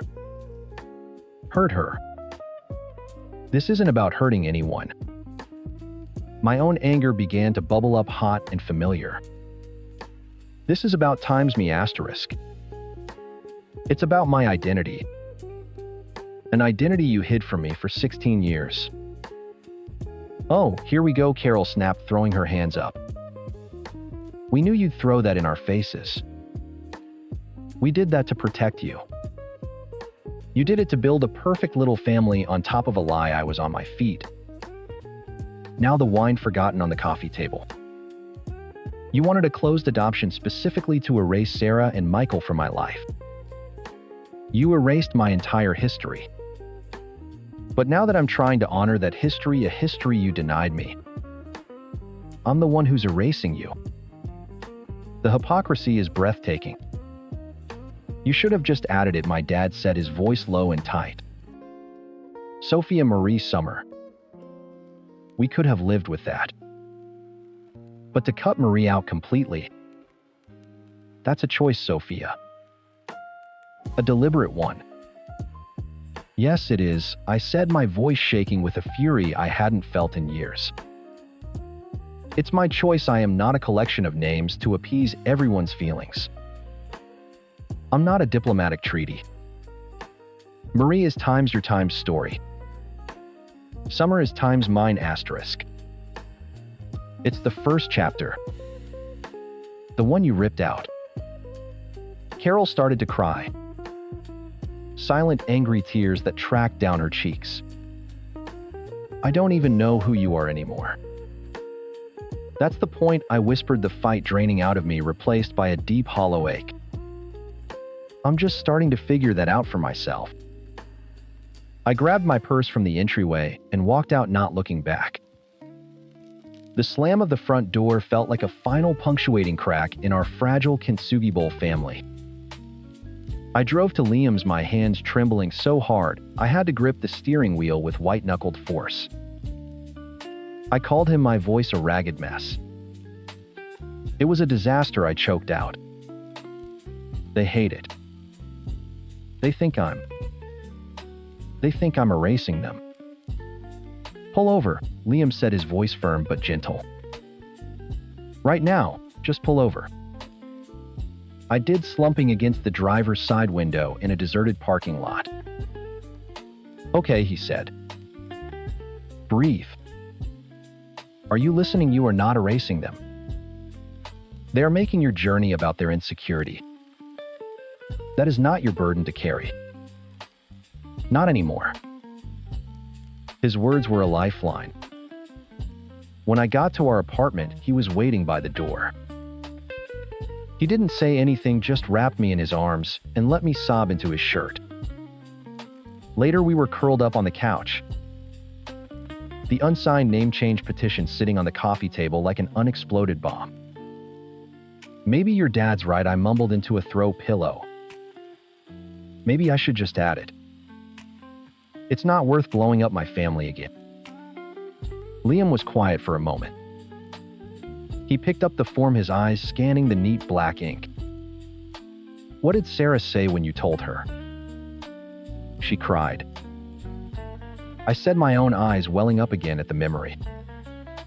She said she felt like she was getting a piece of me back. And what did you feel when you wrote Summer on that line? I thought about it. The thrill. The sense of clicking into place. Like I was coming home. He put the form back down. So you can either make a choice that brings you and your birth mother profound joy, and healing, a choice that feels like coming home to yourself, or you can add a name to appease two people who lied to you for 16 years because they're terrified of the truth you represent. He looked me straight in the eye. There is no version of this where they are happy soft. Adding the name is still a reminder. The only question is whether you compromise on your own story to make them 2% less unhappy. He was right. Any change would have been a problem. This wasn't about the name. It was about control. They had lost control of my narrative the day Aunt Linda opened her mouth. And they'd been scrambling to get it back ever since. Their love was still conditional. The condition was that I had to be their daughter first and foremost, with all other parts of my identity relegated to a quiet, polite footnote. I would not be a footnote in my own life. The next morning, I woke up with a quiet, steely resolve. I didn't call my parents. I didn't text them. I made a cup of coffee, sat down at our kitchen table, and picked up the pen. I went over the form one last time. Asterisk current name, Sophia Marie Reynolds. Asterisk. Asterisk proposed name, Sophia Summer Thompson. Asterisk. It was perfect. It was whole. It was the truth. I drove to the county courthouse, a sterile beige building that smelled of old paper and weak coffee. I took a number and waited, watching the slow, mundane ballet of public service. It felt anticlimactic. This huge, life-altering decision reduced to a number on a screen and a bored-looking clerk. Number 87. A voice droned over the intercom. My number. I walked to the counter and handed the woman my petition. she scanned it, her expression unchanged. She stamped it with a heavy, satisfying times thunk asterisk. That'll be $185. I handed her my credit card. The whole transaction took less than 3 minutes. No fireworks, no drama. Just a quiet, decisive act of self-ownership. As I walked out of the courthouse and into the bright, warm sunshine, I felt a weight lift that I didn't even know I was carrying. It wasn't revenge, it was liberation. I got in my car, pulled out my phone, and opened my text messages. I scrolled past my mother's name, past my father's. I found Sarah's. My fingers flew across the screen. Asterisk. It's done. The petition is filed. It's going to be official, asterisk. Her reply came back almost instantly. A string of joyful emojis followed by a single perfect sentence. Asterisk. Welcome home, summer. Asterisk. I should have known. The signs were all there, glowing like neon warnings in a fog I refused to see. Our first 6 months were a wildfire. We'd met at a friend's party, and within an hour we were in the back of my car fumbling with buttons and zippers, breathless. We barely came up for air after that. Every surface of my apartment became a landmark in our physical history. The kitchen counter, the living room floor, the goddamn washing machine during a spin cycle. We weren't just having sex. We were consuming each other. Then around the 6-month mark, the fire went out. Not a slow burn, but like someone threw a bucket of water on it. The spontaneous encounters stopped. The passionate kisses turned into dry pecks on the cheek. She started sleeping in sweatpants and oversized t-shirts. I told myself it was normal. The honeymoon phase is over. I'd say to my friends a hollow echo of advice I'd heard 1,000 times. Now the real work begins. The first real warning sign was an app on her phone. Whisper. An anonymous confession platform. She'd left it open on the couch. Her post was right there, glowing on the screen. Times, I want to fuck my professor so bad. He has no idea, asterisk. My blood went cold. I confronted her, my voice shaking. Tears streamed down her face instantly. It was a fantasy, she sobbed. Just a stupid, meaningless thought. It didn't mean anything. She loved times me, asterisk. I wanted to believe her so badly that I did. I held her, comforted her, and deleted the app from her phone myself, as if erasing the software would erase the desire. A year later, another phone incident. I was looking for a picture of us and stumbled into her recently deleted folder. There it was, a video of her pleasuring herself. Not for me. The timestamp showed it had been sent to a contact named Mark X. This time the confrontation was uglier. It was a mistake, she screamed. He messaged me, I was feeling weird and lonely, I don't know why I did it. She made me feel like the bad guy for even looking, for invading her privacy. And again, like a fool, I doubled down. We had a lease together now. A dog. A whole life. Leaving felt more complicated than staying and pretending to forgive. So I stayed. I tried harder. I cooked her favorite meals. I planned weekend getaways. I complimented her constantly. In return, I got nothing. She'd spend hours on the couch, scrolling through her phone, a small secret smile on her face. Her physical presence was there, but she was a million miles away. She started talking about a guy named Jacob from her kickball league. He's so funny, she'd say. I saw the texts. The endless heart emojis. The goodnight messages sent long after she'd rolled over and given me her back in bed. It was just flirting, she insisted. Harmless. I was being insecure. My logic was shattered, my self-esteem in the gutter. I thought, what's the one thing that can fix this? What's the ultimate gesture of commitment that will make her see how serious I am? A ring. I proposed in our apartment, the one that felt more like a mausoleum for our dead passion than a home. I got down on one knee, my heart pounding with a mix of hope and sheer terror. Her yes was hesitant, her eyes darting around the room as if looking for an escape route. But she said it. She put the ring on. I thought I had won. I had just signed my own death warrant. The engagement made everything worse. She started a new job, and a new name entered our vocabulary: Jason. Her coworker. Jason is hilarious, she'd tell me. Jason has the most amazing apps. I'd come home from work, and she'd be texting, laughing at her phone. I knew who it was.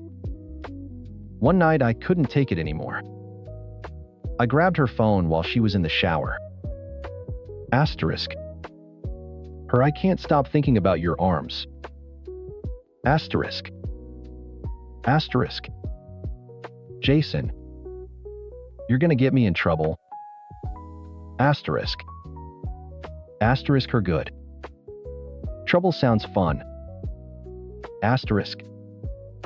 I felt sick. I showed her the messages. The script was the same as always. It was a joke. A harmless work flirtation. I was being controlling. Paranoid. She cried. I relented. We were getting married in 3 months. Canceling everything would be humiliating.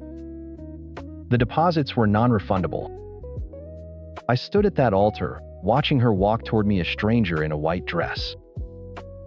Every cell in my body screamed times. Run. Asterisk. But I didn't. I said I do. I smiled for the pictures. I danced the first dance. I played my part. Married life was a new level of hell. The emotional distance became a chasm. The physical neglect became a statement. For our 1-year anniversary, I booked a table at the restaurant where we had our first date. I bought her a necklace she'd been wanting. She forgot the date entirely. When I reminded her, she sighed, annoyed. That night, I tried to initiate sex. She laid there like a corpse. Can you just hurry up and get it over with? She mumbled into her pillow. That was the moment something in me finally broke. The hope I'd been clinging to for a decade shattered into a million pieces. I started sleeping in the guest room. The silence in our house was deafening. A few weeks later, I walked into our bedroom to grab a shirt. She didn't hear me come in. She was on her back, phone propped on her stomach, her hand moving rhythmically under the covers. On the screen was a picture. A shirtless selfie of a guy with a smug grin and a six-pack. It was Jason. She saw me and quickly threw the phone onto the bed, a blush of shame and anger spreading across her face. She didn't say a word. Neither did I. I just closed the door and walked out. The misery was a constant companion, now a heavy cloak. I couldn't take off. I was a ghost in my own marriage, an unwanted spectator to my wife's secret life. I knew there was more, I could feel it, but I was terrified of what I might find if I looked any closer. Tonight, she fell asleep, early, exhausted after a long day at work. I lay awake in the guest room, staring at the ceiling, the silence pressing in on me. After an hour, I crept back into our bedroom to get my laptop charger. Her phone was on the nightstand. It lit up. A message notification. My heart stopped. It wasn't the message that caught my eye. It was the name. The name she had saved him under. Daddy Jason. His name. Daddy Jason. It wasn't a typo. It was a title. My hands were shaking so hard, I could barely unlock her phone. My thumbprint still registered was my key into her secret world. The text thread opened. It was a novel of her betrayal. Pictures. Videos. Things I could never unsee. Things he did to her, things she did for him. But that wasn't the worst of it. A second before I threw the phone against the wall, her Apple Watch charging beside it lit up. A different app. Bumble. Asterisk Tim Bumble can't wait for tonight. He's okay with everything asterisk. Asterisk her. He has no idea. Just be ready. I'll handle him. Asterisk. My eyes scanned up. They'd exchanged nudes. They were planning a threesome. She was going to bring a stranger from a dating app into our bed. My blood turned to ice. I didn't yell. I didn't scream. I walked into the guest room, picked up her pillow from the floor, and walked back into the master bedroom. I held it over her face. Not hard enough to hurt, just enough to wake her. Her eyes shot open wide with panic. She thrashed, pushing it away. "What the hell are you doing?" She gasped, sitting bolt upright. I dropped her phone and the watch onto the comforter. Tim Bumble. Daddy Jason. Take your pick. The color drained from her face. For the first time in years, the script was gone. No fake tears, no practiced excuses. Just pure, unadulterated panic. "It's not what you think," she stammered, the words hollow and useless. "It's exactly what I think I said," my voice dangerously calm. "Get your shit. Get out." We tried. For a week we tried. She cried. She begged. She swore she'd change, she'd go to therapy, she'd delete every app, block every number. I listened numb. I wanted to believe it, to rewind time. But the images were burned into my brain. The lies were a mountain I couldn't climb. We separated. Months crawled by. The silence of my apartment was a physical weight. Loneliness is a treacherous bastard. One night a text from her popped up. Asterisk, I miss you. Asterisk. I was weak. I missed the warmth of a body next to me, even if it was a liar's. We fell into a toxic rhythm. Friends with benefits. No strings. No future, just a desperate attempt to feel something other than empty. It was a pathetic imitation of our first 6 months, a ghost haunting the ruins of our marriage. She'd come over, we'd fall into bed, and she'd leave before the sun came up. I told myself it was just physical. I was using her just like she used me. It was a lie. Last night she stayed over. She fell asleep in my arms, a sight that once would have filled me with peace, but now just felt like a trap. In the morning she went to shower. Her phone lying face up on my nightstand buzzed. A notification from Instagram. A new post from a private account. The profile picture was a silhouette. The username was just a string of numbers. But the post was a picture of her. Naked. Straddling someone. The caption read Times. My happy place. Asterisk. I clicked the profile. My stomach lurched. The account belonged to Jason. His name was in the bio, bracketed by hearts. I scrolled. Dozens of pictures. A complete documented timeline of their affair. Pictures of them on dates while she was telling me she was working late.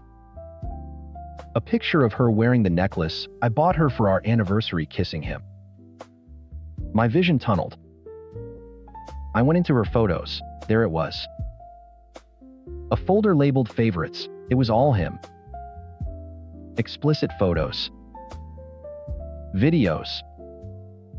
Screenshots of their texts. Asterisk Daddy Jason. Miss my mouth asterisk. Asterisk her every second. Can't wait for you to get home. Asterisk. Asterisk home. Asterisk he wasn't just a coworker. He was her life. I was the affair. Something inside me snapped. The years of quiet desperation of swallowing her lies of hoping and begging for scraps of affection, it all coalesced into a single cold point of clarity. I stood over the bed where she lay sleeping just an hour before. Her scent was still on my pillows. I opened my own phone's camera. She'd left a pair of lacy black panties on the floor. I picked them up, draped them over my bedpost, and took a picture. I found Jason's number in her contacts. I sent him the photo. Then I typed out a single simple message. Asterisk. You can have her, bro. Asterisk. I blocked his number. Then I walked to the bathroom door and knocked. Get dressed, I said. My voice was flat, devoid of all emotion. You have 5 minutes to get out of my apartment before I throw all your shit off the balcony. She came out wrapped in a towel, a confused and angry look on her face. What is your problem? I just held up her phone, the favorites folder open. Her face went slack. Get out. She left. The hate-filled text started almost immediately. Asterisk. Her, you're a fucking psycho for going through my phone. Asterisk. Asterisk her, we weren't even together. This is what I'm talking about. You're so insecure, asterisk. Asterisk her, Jason actually loves me. Something you never did. Asterisk. I didn't reply. I just sat on the edge of my bed staring at the panties on the post. All the king's horses and all the king's men couldn't put me together again. The devastation was absolute. It wasn't just the cheating. It was the decade of my life I had wasted, the man I had let her turn me into a paranoid pleading shell. Was I so unlovable? So fundamentally not enough that she had to build an entire second life? Another 6 months passed.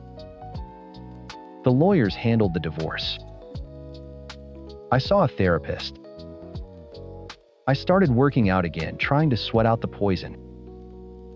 But there was a splinter in my mind I couldn't get out. The not knowing. The times why asterisk. I sent her one last text. Asterisk me, I just have one question. And if you answer it honestly, I'll never contact you again. Asterisk. She replied almost instantly. Asterisk her, what asterisk? My thumbs hovered over the screen. It was the simplest, most complex question in the world. Asterisk me. Why did you cheat, asterisk? I expected a deflection. A lie. An attack. But what I got was something else. A minute passed. Then another. Then the 3 dots appeared. Asterisk her, I don't know. I was unhappy. He was new and exciting, and I was attracted to him. It was a fantasy. And I just wanted to see what it was like. I'm sorry I hurt you. Asterisk. There it was.